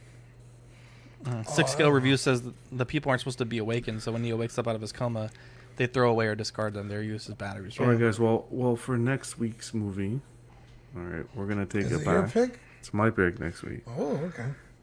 If you fucking pick what I think you're about to pick, I'm not gonna watch it. Wow. Okay. Well, that's not how it works. We're gonna take it back.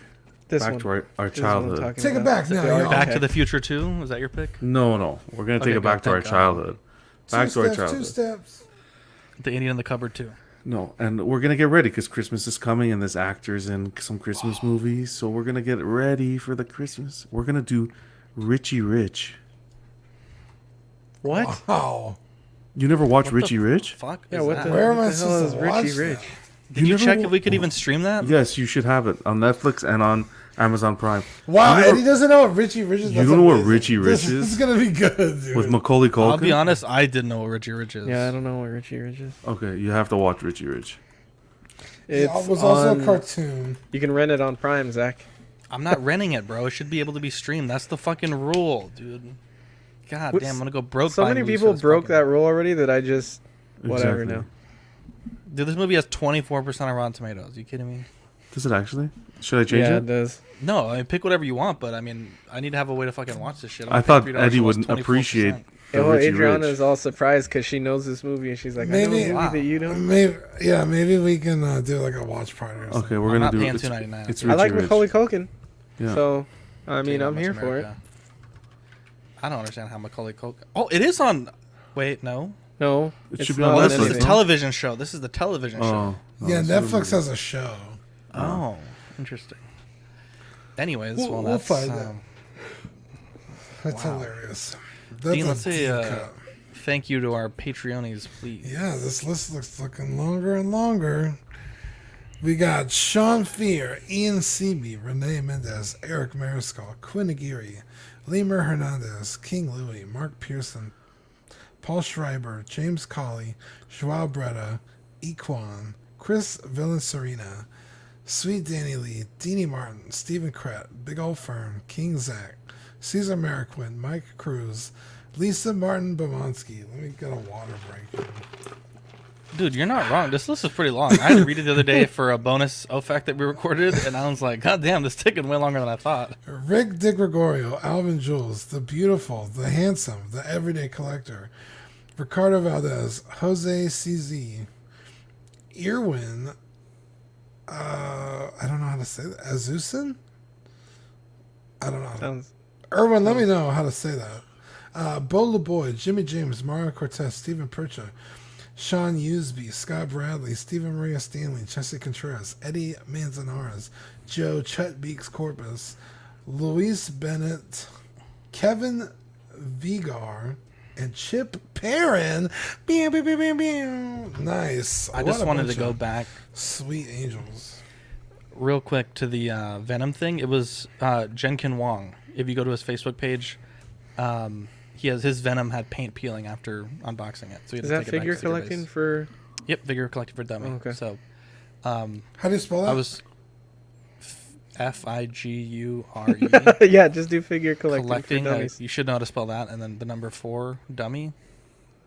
Yeah, I'll see if I can dummy. pull it up real quick. I meant his name. You said his face. Jenkin with a J. You know how you're yanking? It's Jenkin. Can we not? Jesus. All right, this is the Like, I'm having a bad hair day today. right there. I can't find it. Today? He is having paint rub off already on the black. It's not slicked back. Oh, I saw this post in He the had to go back in the to secret base crevice. and exchange it. Yeah, but if you're getting paint falling off after fucking 2 hours out of the box, that shit don't bode well.